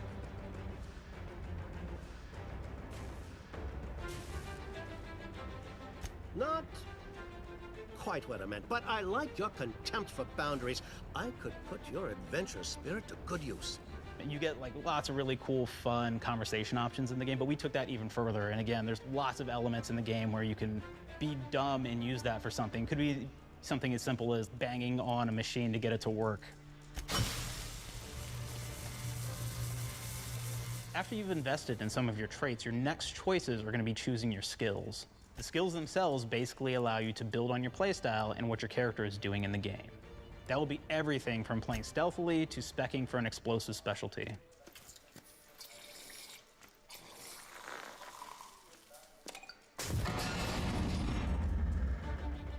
throughout your entire journey, your character continues to change with the different choices you make. In the Outer Worlds 1, actually had more skills than we have, so we condensed them down to really the core and essence of what we really wanted there. But we made each point that you put into a skill much more impactful. So instead of getting small percentage changes, we actually did much larger changes per point that you put into each skill. And again, all these things, because of how they're checked inside the world itself, can matter quite a bit. You know, just even having one additional skill point in something can open up a lot more options in the world itself. If anybody's played Fallout New Vegas, they'll be very familiar with like the perk system. We basically borrowed that, but went even grander. We actually have more perks than Fallout New Vegas did. But here's the cool thing, right? We check and use perks for literally everything, right? So you can do everything from, hey, I want to make a stealthy build that steals stuff and is really good at that. Okay, great. Well, you can take maybe the pickpocketing perk. So that's not available to everybody, but if you select that, now you can actually go around and steal things out of people's pockets.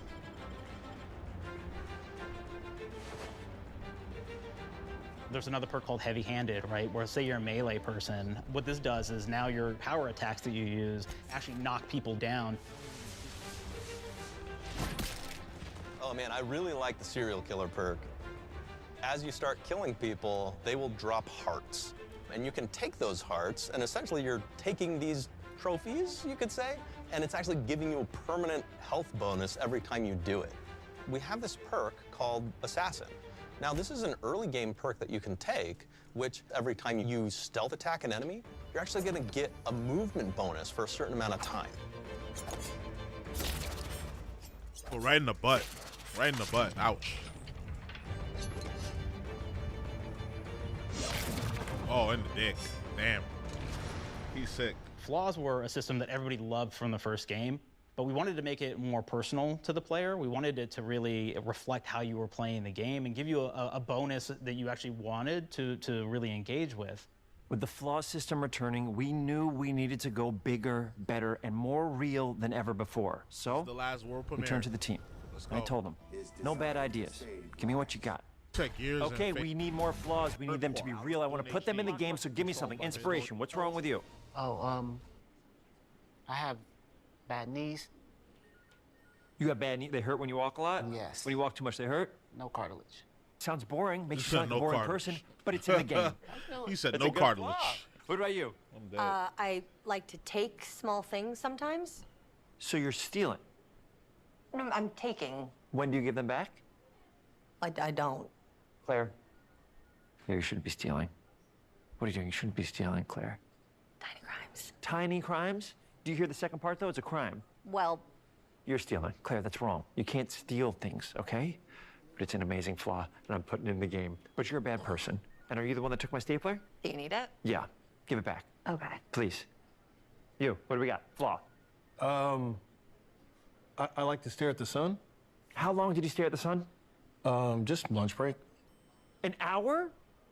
Oh, I only get 30. You guys get an hour? I get an hour. An hour. Oh. Makes me feel energized. How many fingers am I holding up? 3. No. Anything else? We'll put it in the game. We'll put it in the game because I feel bad for you. Anything else? One of my favorite flaws is something called bad knees. It will actually give you the option to take this flaw that'll make it so that you move faster throughout the game. But the problem is, anytime you stand up, your knees are going to make a loud popping noise that makes it so that nah, that's funny. Everyone around you is going to hear you. That's funny. There's one called Kleptomaniac. This is really interesting because what it does is when you steal something, you can actually sell it for more bits than normal. And like that sounds really great. The drawback is sometimes when you're looking at things in the world that that's mad funny. Else, you'll automatically stand steal up your them. knees. So Every millennium you felt that. Every millennium you felt that. One of just our more now. wacky perks is the Sun Gazer flaw, and it just gives everyone cataracts while playing their game. So everything becomes like light shafts and blooms and hazes, and makes the game pretty unplayable if you happen to choose that perk. If you happen to be the type of player that habitually reloads your weapons like I do, well, you'll be offered the flaw of over-prepared. Now, you'll get larger magazine sizes on all of your weapons, but if you ever fully empty your magazine, you're gonna take a debuff for a while. While we support options like being a gunslinger who wants to key into destructive weapons, or a rogue who wants to alpha strike their enemies before they know what hit them, we also allow for a lot of fun and experimental builds. You can be a mad scientist who utilizes gadgets and wacky science weapons and armors. Or even a psychopath who gains permanent bonuses to health by murdering their friends. Nothing shows the impact of these character build options better than, in my opinion, the bridge area, which has a quest you get early on in Paradise Island.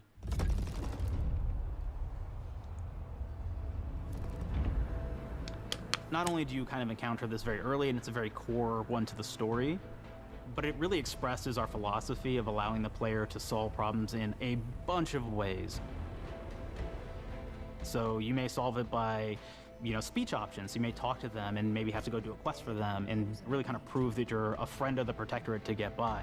I may have need of your help, stranger, if you are ready to seize an opportunity to show fealty to the Protectorate. You could go guns blazing, and you could just take everyone out inside the POI, lower the bridge itself, and kind of get across.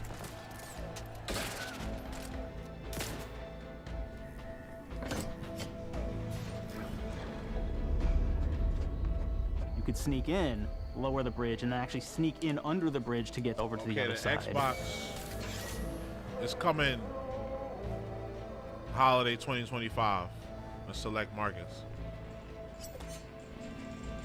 And pricing and accessories coming soon. How much I think it's gonna cost? You can. I think it's gonna cost $600. Bypass the bridge entirely if you found matter of fact, gadgets like the shield gadget $600 for this one. Poison gas as you go across.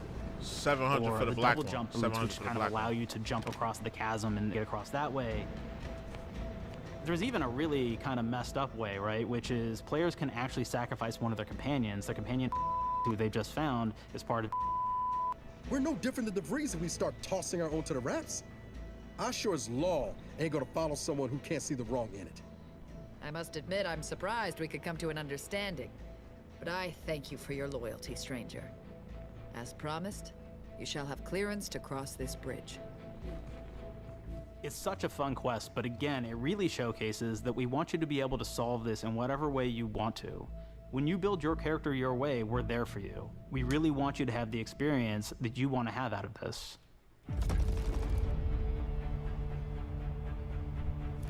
From the very beginning of our discussions about the Outer Worlds, we really knew we wanted every game to take place in a different colony.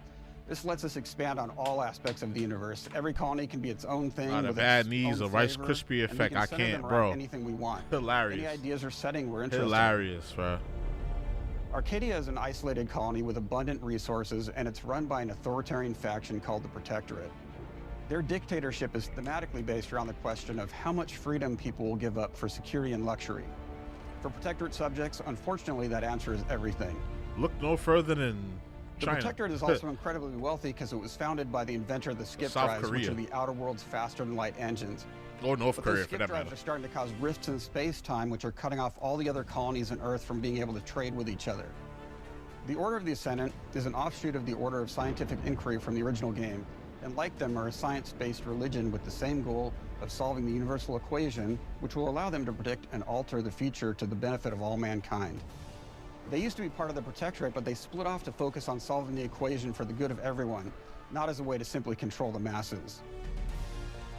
The player's been sent to Arcadia as an Earth Directorate agent to find out how the skip drives are causing the rifts and what can be done to stop them. Each of the factions have their own solutions to the rift problem and their own goals. The Protectorate wants to close them to protect their legacy as the inventor of the drives and their wealth. The Order wants to close them not only for the good of everyone, but also because they're complicating the math they're using to solve the universal equation. And Antes just wants to be able to open and close them at will to control all the trade routes between the colonies. In addition to expanding the themes and lore of the Outer Worlds, we're also expanding the humor, so each faction has its own flavor of absurdity. Anti's Choice is a merger between Anti-Cleo and Spacer's Choice from the original game, and there are corporate representatives in the Outer Worlds too. They've invaded Arcadia to liberate their resources for all of humanity, at a profit, of course. One of my favorite things from Fallout New Vegas is the radio system. It was just iconic for me, and I wanted to make sure that the Outer Worlds 2 had that. So we actually built out 3 different radio stations, one for each of the major factions. You also have a ton of music. Each station might have, like, I think 20 tracks of unique music that we've made for it. It's a lot of stuff. But the really cool part about this entire thing is that we actually put a lot of reactivity into the radio. So it will respond to the things that are going on around the world that you've been interacting with. So if you go into a location, let's say you solve a problem for the Protectorate folks, if you listen to the Protectorate radio station, they're going to be cheering you on as a hero. Wonderful news, everyone. The Zeranium gas leaks at the Automech repair facility, strongly believed to be caused by Auntie's Choice malefactors, have been corrected. Some hotshot for hire just managed to fix the electrum leak in their repair facility. Now, I'm not saying we caused it in the first place, but we sure like the idea of all those broken automechanicals and all the excessive gasping and choking involved. The factions and companions are great examples of how we're going deeper and more complex this time around. They're integrated into the game's storyline much more than we did on the first Outer Worlds, and like with everything else in the game, they have a lot more reactivity. There are 6 companions in the Outer Worlds too. As usual, each has their own quest lines, but this time they are also connected to a different faction and have character arcs that the player can affect through their choices. Your first companion is Niles. He's another Earth Directorate agent like you, and he's looking for your help to decide whether he wants to become an even better agent or to turn his back on the Earth Directorate completely. They did a black guy There's that also didn't have a the Killmonger somewhat cute haircut. Automech support drone that is basically Niles' helper. Her name is Val. Marisol's part of the Order of the Ascendant, and she's an aging but still deadly assassin. That's right, she's a deadly mathematician who may or may not have some unfinished business to attend to with the player's help. There's also a cultist named Azza, who is part of a sub-faction that worships the rifts, and in her case, violence in general. You can choose to either turn her away from overt violence or support her chaotic and dangerous tendencies. At one time, Auntie's Choice had a program to graft soldiers with animal parts to make them more formidable. Unfortunately, it didn't quite work, and most of them are now dead. There's a combat medic who survived, however, named Inez, and she wants the player to help her fix her graft, among other things. Finally, there's Tristan. He's a Protectorate Arbiter who is judge, jury, and executioner all rolled into one heavily armored package. It is your choice to either help him judge wrongdoers or show him what true justice looks like. We definitely have reactivity in the game based on how you've been treating your companions. I won't reveal the end of the game, but let's say if you have not been treating them well, you will find out at the end of the game what that means. Companions are a very, very important part of merchandising, because that's the real beauty of the sequel. We're talking merch, baby. It is the lifeblood. It is what fuels us. Do you want to see some of my ideas? Hop, hop. Check this out. Gen Alpha loves body pillows, especially ones that look like human beings for some reason, right? Who needs a significant other when you could have a knife-wielding space psycho up in your sheets, huh? What do they do with them when they get them, huh? Maybe a little napping, maybe a little snuggling, maybe a little... They do crazy stuff.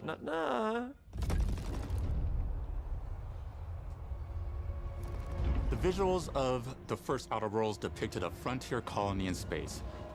The Outer Worlds 2 is driven by an invasion of the Arcadia colony system by Auntie's Choice, which shifts the visuals to be more reminiscent of a World War I-like setting in space. That evolution is seen across all aspects of the game, starting with the factions. How do you militarize everything, including extreme capitalists or math-crazed scientists?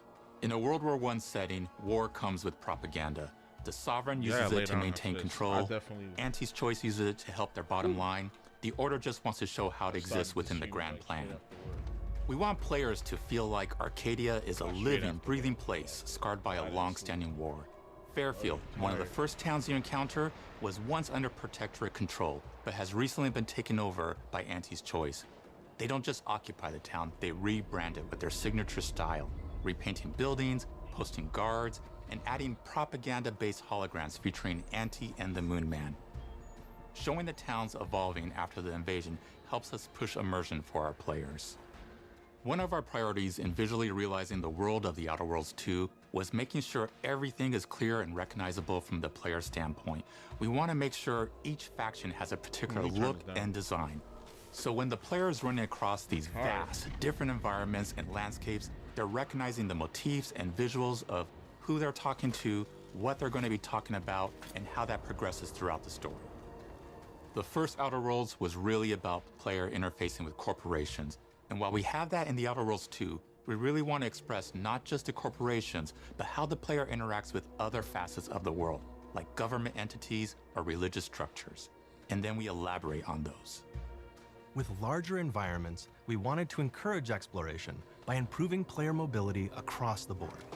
Now you can run, slide, double jump, mantle, and parkour your way through all of the nooks and crannies of these worlds. It really allows the player to just explore and have fun finding really cool stuff.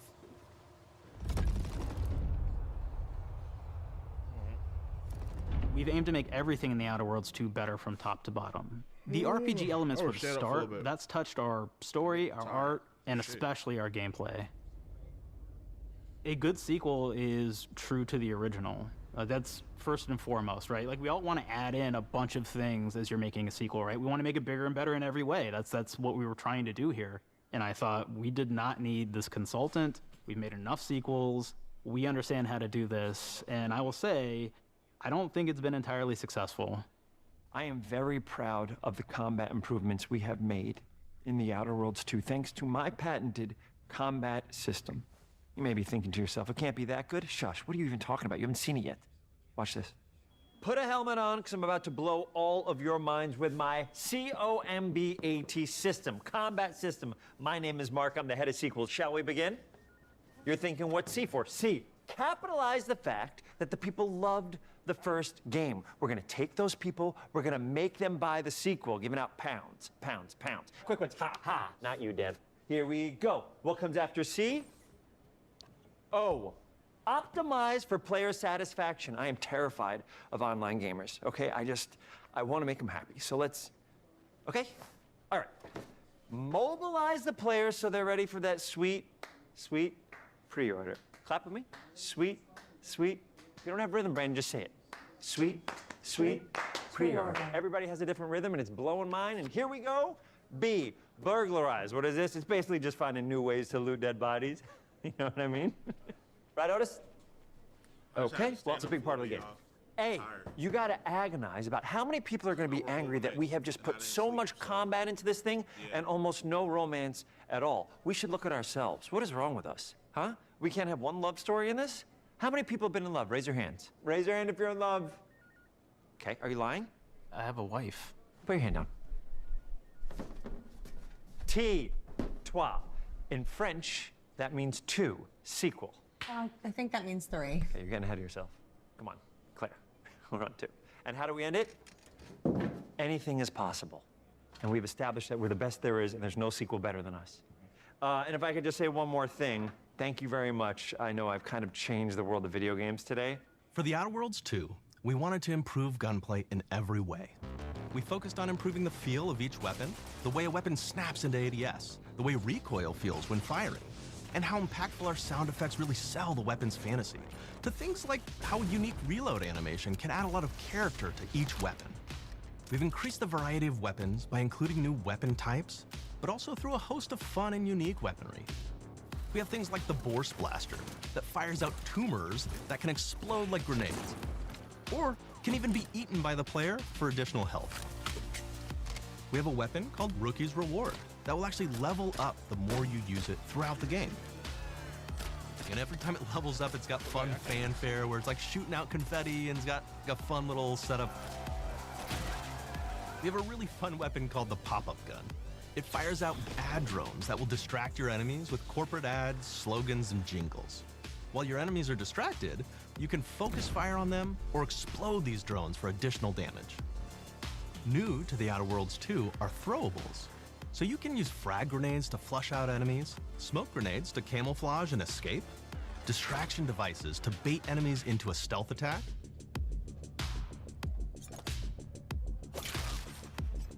and even science grenades that will levitate enemies, allowing you to fire upon them while they float helplessly.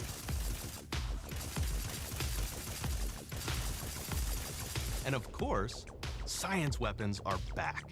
We have returning favorites, like the Shrink Ray. This time it's been upgraded so you can shrink your enemy down to the size of a sprat and run over them, exploding them into bits. I'm gonna sit back down.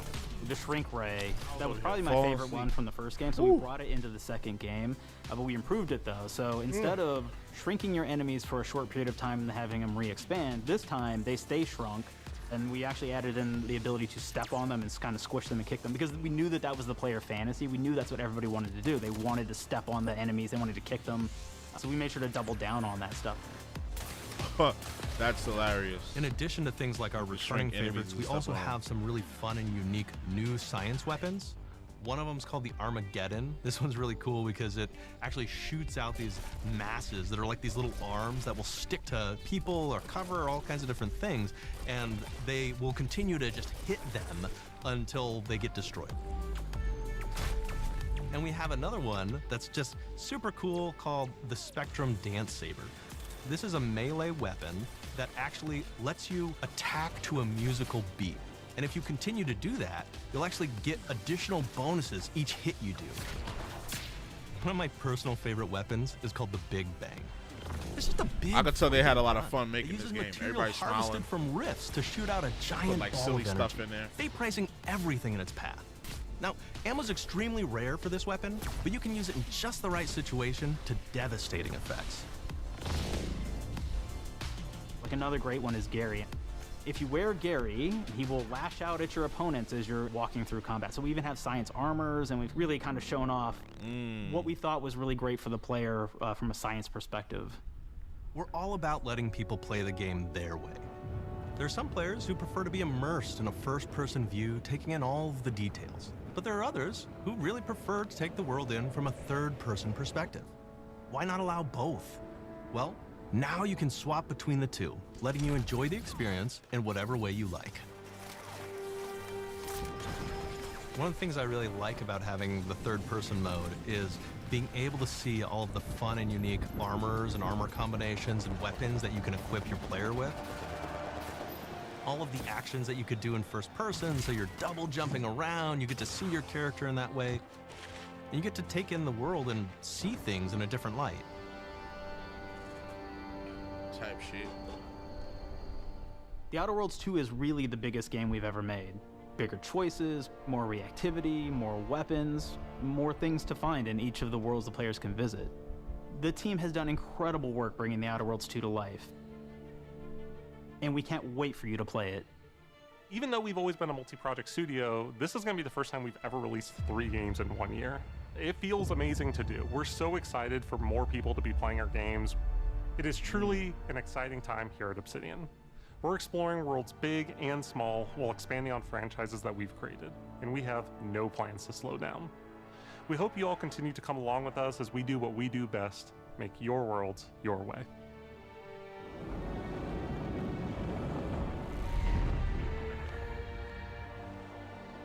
That was deep. That was deep. This shouldn't hurt me over. I need to give me some. I need to lay down. I needed some sleep.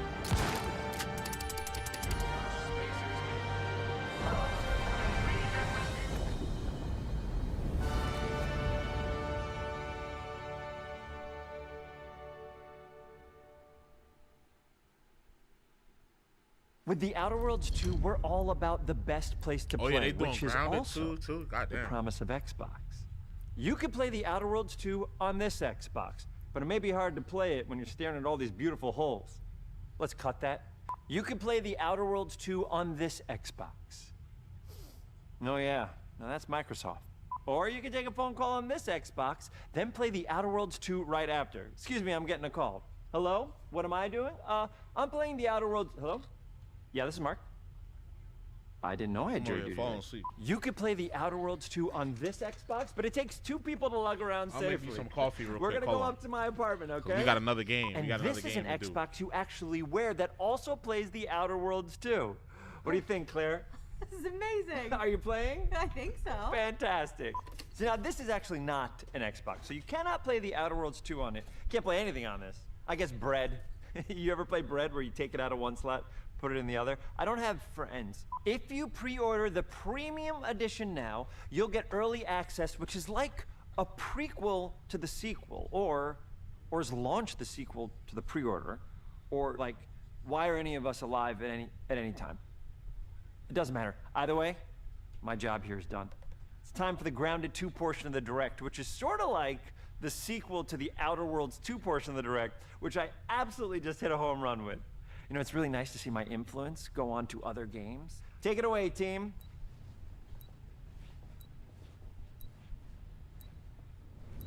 And big exit.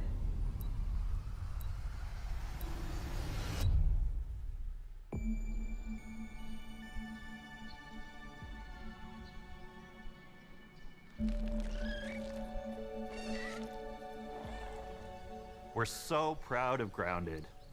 What started as a small passion project to make a quirky game where you're shrunk down to the size of an ant, trying to survive in a backyard, grew into something way bigger than we ever imagined. Over 25 million of you jumped in, explored, built, crafted, and fought off giant bugs together. Y'all helped make the entire experience very special to us. The team's been cooking up a ton for Grounded 2, and we're so excited to talk about it. I had to grease some palms to steal a bit of time from the direct to give you a deeper look. There were so many possibilities and ideas that didn't make it into the first game, so with the sequel, we have the chance to dream bigger. To achieve those dreams, we partnered with the amazing folks at Eidos Montreal. Together, we're taking Grounded from the backyard to an even larger world, the Brook Hollow Community Park. When we started working on Grounded 2, we knew that we wanted to make a bigger world. Fortunately for us, Eidos Montreal became our main partner on developing Grounded 2. They have a lot of similarities to the sorts of things that are important to us at Obsidian. They tend to make very narratively strong games. They make games with really deep characters and great character progression. They make games with great gameplay. Everyone at Eidos Montreal is thrilled and honored to be working with Obsidian Entertainment. Our two studios share a lot of DNA. The same things that are important to Obsidian Entertainment are important to us. Choice and consequences, player communities, and doing justice to great IPs and great franchises. The fact that we're the first partners that they're working with to make a sequel to their franchise feels like we're an important part of their history. The events of Grounded 2 take place 2 years after the first game. The same 4 teenagers are returning. So there's Max, Hoops, Willow, and Pete. They're a couple years older, which means they've gone through a bit more high school, a bit more mature. It's 1992, the world's a little bit different, but we're still in that fun, nostalgic era of the early 1990s. In Grounded 2, we're moving the action out of the backyard and into the Brook Hollow Community Park. Not only is it bigger, it allows us to tell a lot more stories and expand the world of Grounded by exploring what the community of Brook Hollow has been up to and what they've been through. The park overall is about 3 times the size of the backyard, and our initial starting area is actually the same size as the entire backyard from the first Grounded. The reason we wanted to move into a park wasn't just to create a bigger world, but was to give us the opportunity to explore the community of Brook Hollow and what secrets have they been hiding. What we love and what we're excited about in terms of the park is the opportunity to create environments and landmarks that are mundane at normal size, but are colossal wonders when you're the size of an ant. Everything from a giant trash can to a community picnic table or a snack bar. All of these areas come to life in a brand new way. Part of the fun in Grounded 2 is that the park was evacuated really quickly right before our teens were shrunk. And that means that the park has been sort of turned upside down and is in a topsy-turvy state. And that leads to really fun environmental storytelling, but it also leads into the creation of amazing biomes for our characters to explore. One of my favorite examples of this is the ice cream cart. In all of the commotion, the ice cream vendor's cart has been knocked over and its contents have spilled out into the ground. And what this means for our young adventurers is that they'll be able to explore this frozen cave of interesting challenges and colorful Lovecraftian horror. We have one anthill that's actually somebody decided to bury a bunch of toxic stuff in the park. And so there's all these toxic chemicals underground. The environment looks very cool and very spooky with all of these sort of chemical pools. And of course, nothing can live down there except for one type of insect, the cockroach. We are oftentimes reinventing environments, and in future updates, you're gonna see a ton of new stuff.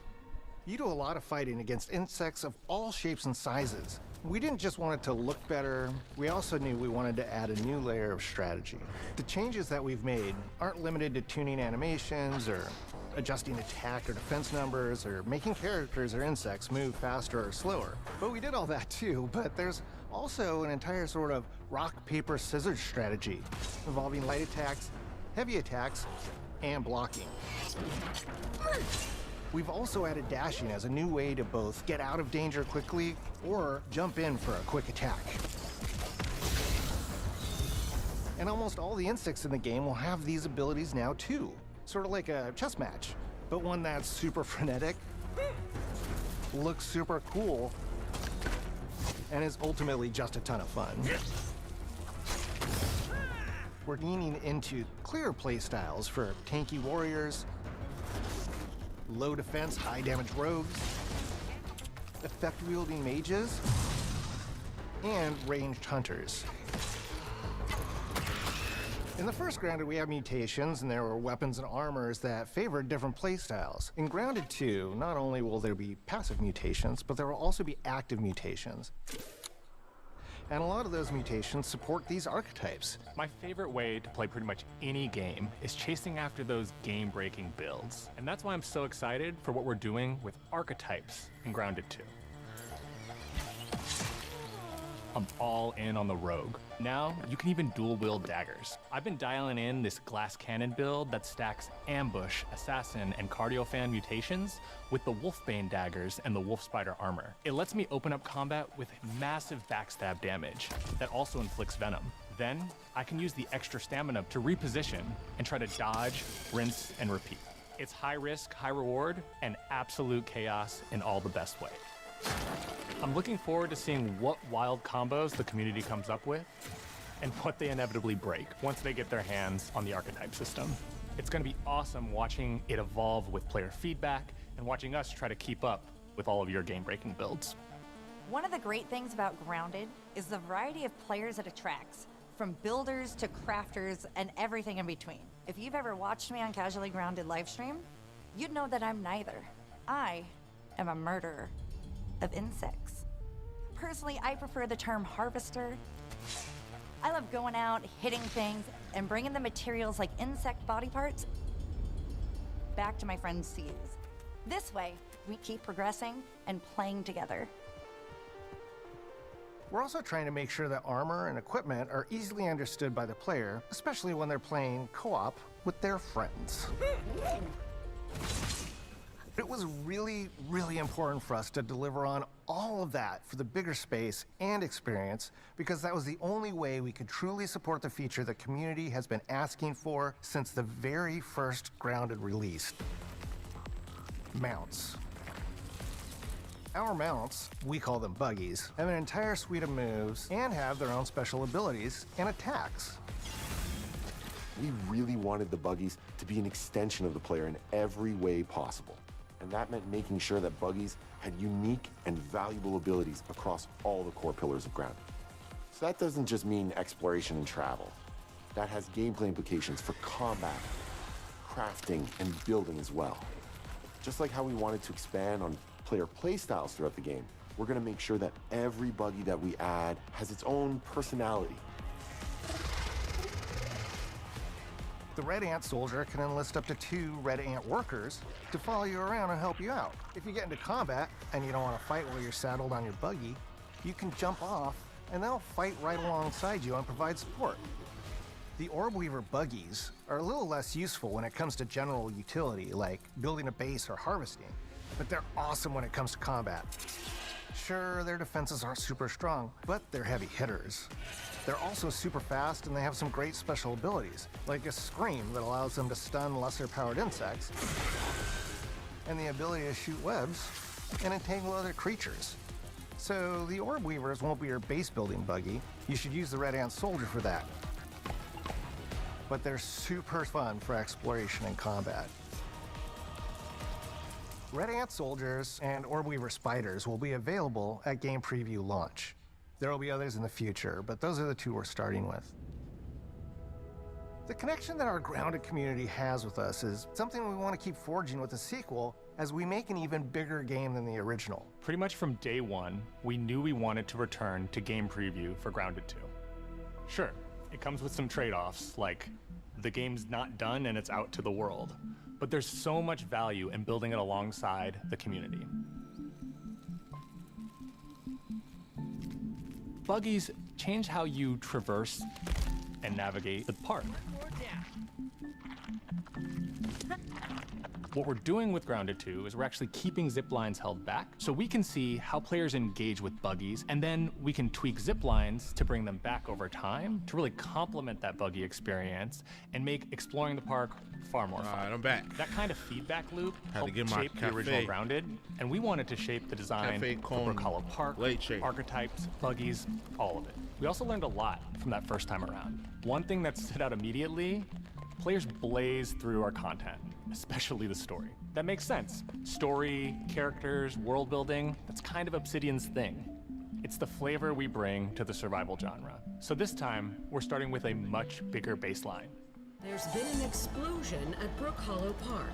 Chaos descended on a ceremony commemorating the 2-year anniversary of when 4 teenagers were miniaturized against their will. One of our favorite parts of the first game was watching the community uncover clues and spin up theories. This time around, we're leaning even more into that, and we'll be keeping a close eye on what our players discover and how they interpret it. Because you never know what might inspire us as development moves forward. We really started to hit our groove at the end of Grounded 1. We found that being open about what we were planning and then following through was key to building trust with the Smart community. move. It's As a really small it's really team, that we had to simple for experiment with development. update Just do pacing what you and say scope, you're gonna and do. what we found resonated the most with all of you were bigger, beefier updates, even if it took us a little longer to land. So that's the plan. Larger, more complete updates spaced out just enough so we can take your feedback seriously and make every drop count. You can expect in our big updates, new buggies, new biomes, new building pieces, all the good stuff. And we're launching with a public roadmap so everyone knows what to be excited about in the future.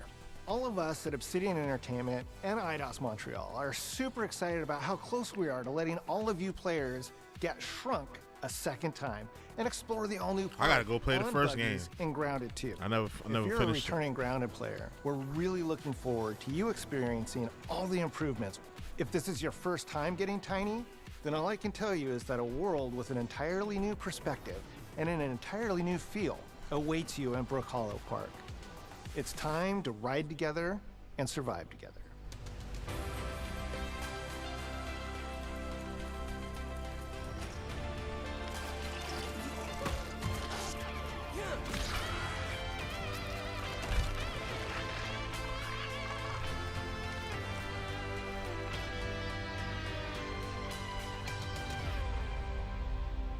Grounded 2. That should be it, right? Outer Worlds, October 29th, and Grounded, July 29th. Oh, here's some more Mudang. Oh no, this is just the real. We have been expecting you. To end the direct. This is where it starts. We can change the world as we know it. Can you handle that?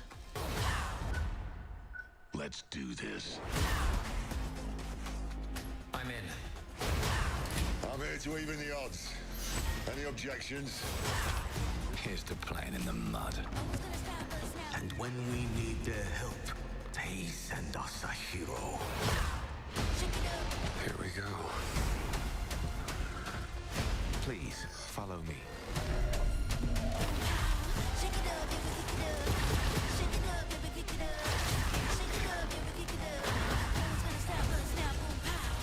Well, hello there.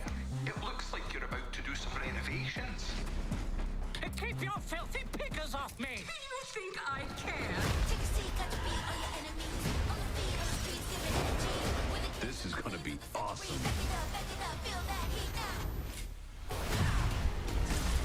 Mayday! Mayday! Hold on to mission control, we're falling!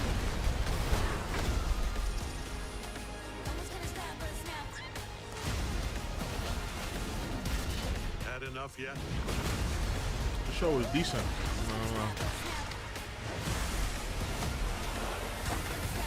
Form up!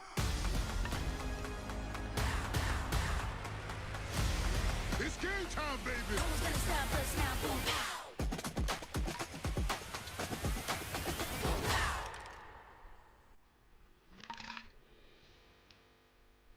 And that was that. All right. I just want to look at the chat real quick. See what people are saying. WW 0 out of 10. L garbage. Peak. GG's 9 out of 10. Silk song. W. L W. So it's mixed. It's mixed. We got to keep in mind that some people are just in here to troll, and we're gonna put L no matter what they showed. But there's a lot of W's in there. So yeah, I thought that was pretty decent. They showed a lot of good games. Went in depth on two games that we're gonna be getting soon. Well, one of which we get next month. The other one we get later in the year. Showed a lot of shit. See, yeah, but they didn't show Fable though. Cause I was thinking like, yo, where's Fable? And then where's Gears E-Day? They didn't say nothing about Gears E-Day in a long time. Yep. See, Gears of War E-Day, Fable, the P4 remake. We knew that was coming, but it's dope to see it confirmed. I guess people wanted more Starfield DLC, and it ends with a bunch of with L's at the end. Scammed us. Silk Song, Forza 6. But alright, y'all. That was today's stream. That was a long ass 2 hours. God damn. I felt like I was here for 4 hours. I gotta get my stream stamina back up. But yeah. Appreciate y'all coming. Appreciate y'all checking out the VOD. Whoever checks out the VOD. Appreciate y'all in the chat or whatever. Yeah, and we'll be back to regularly scheduled programming Wednesday. Look out for the channel for more updates and shit. Right, so you already know the vibes. Like, comment, subscribe, all that good stuff. It's your boy JusticeXFalls. We out. One. Residents of potential damaging winds up to 60